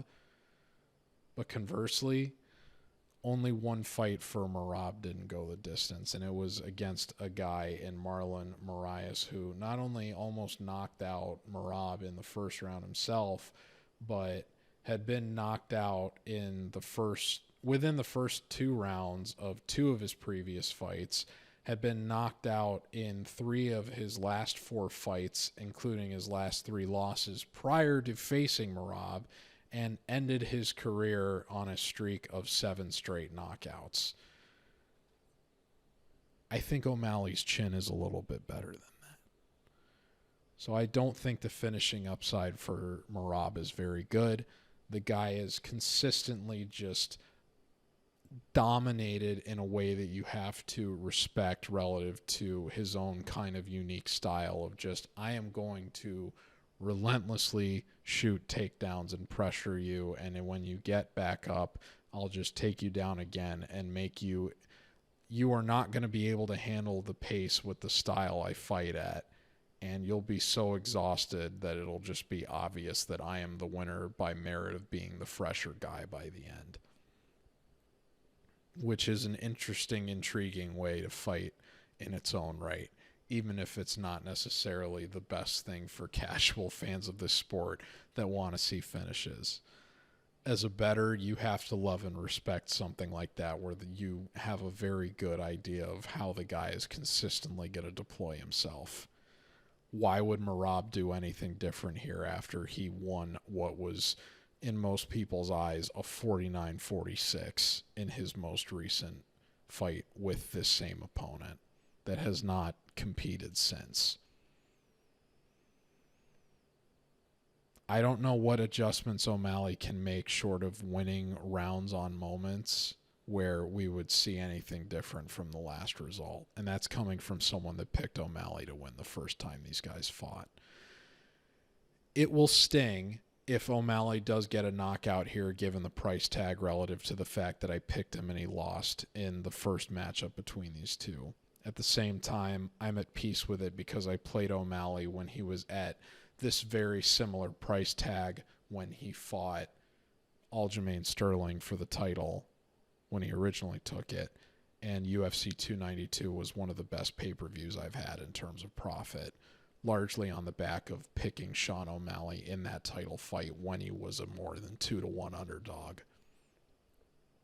So maybe I missed the boat here, and he ends up being the first guy to knock out Merab and gets his belt back in spectacular fashion with a better price tag attached, and Dana's very happy, and the UFC casual fans are very happy, and the Merab bettors are heartbroken, and I'm left holding my over ticket looking like an idiot. At the same time, if this does go the distance again and O'Malley gets his belt back on a robbery,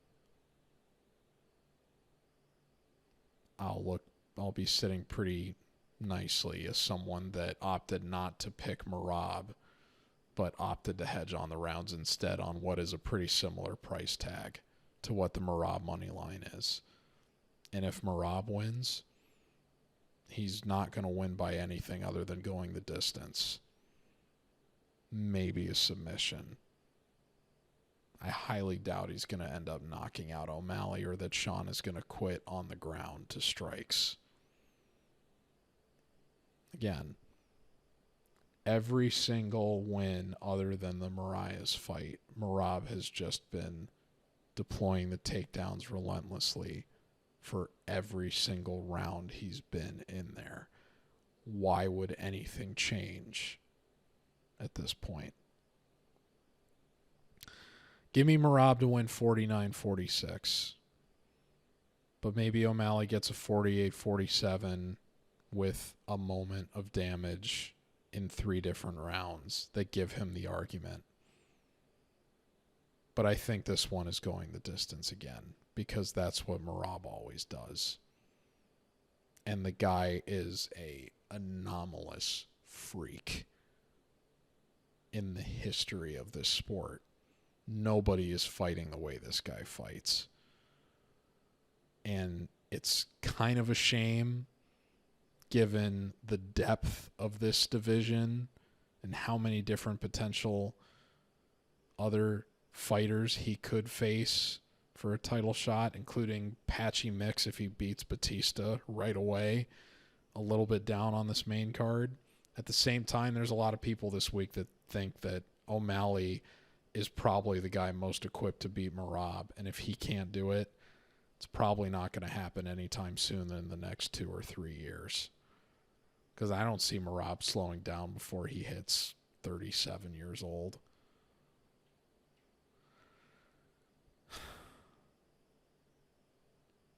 Give me Merab Dvalishvili to win 49-46. But there will be a part of me that's rooting for Sean, and a big part of me hopes that Sean gets the robbery decision win, because if nothing else, I would never be so happy to see a robbery in a title fight in which I don't have a stake on the winner of the fight. Because, again, it's much better for the UFC for O'Malley to be champion, so they have a legitimate casual star they can point to, as opposed to the alternative, which is, as some people like to say, crotch sniffers in the form of guys like Magomed Ankalaev as champion, or guys holding up the division like John Jones. And even though I wouldn't quite call him a crotch sniffer in the same vein as a lot of the Dagestani wrestlers that some people refer to, Merab is a guy that fights with takedowns as opposed to actual punches and striking and trying to finish the fight. He's just a guy that wants to get you into a "you're going to get tired before me" contest. So it's better for O'Malley to win, but I don't think he's going to get it done. Merab 49-46. And that's going to do it for the MMA RAXPOD for UFC 316. Thank you very much for tuning in, especially if you sat through all of my analysis as well as that half-hour rant I went on in the beginning. Once again, please like, share, and subscribe on YouTube, as well as follow on X if you haven't already. I very much appreciate your time. We'll be back in a handful of weeks for UFC 317. which I'm going to be an emotional wreck for that one. Because as you know, it's my hero. Charles Oliveira is going to be fighting for the vacant lightweight title on that one as a massive underdog against Ilia Topuria.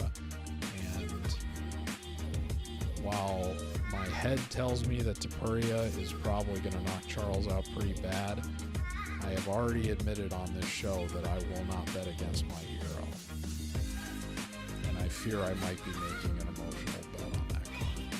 But we'll cross that bridge when we come to it. Otherwise, it's International Fight Week. There's a lot of matchups I'm looking forward to on that one, and I look forward to breaking them down for you here on the RAXPOD. But in any event, thank you very much for tuning in, and good luck with this card this weekend. I hope it surpasses my own expectations relative to how the matchups are lined competitively, but we'll see how it goes. And in the same way that I expect great things out of the sport in the years ahead, even though we may be going through a bit of a lull right now relative to compelling narratives and storylines and star power, I think in the same way for this platform at MMA Rax, the best is yet to come. So just stay patient, hang in there a little while, and you never know how things are going to turn out. And they often, I think, turn out for the better if you're just willing to have that perspective. So thank you very much. Take care, and I'll see you next time.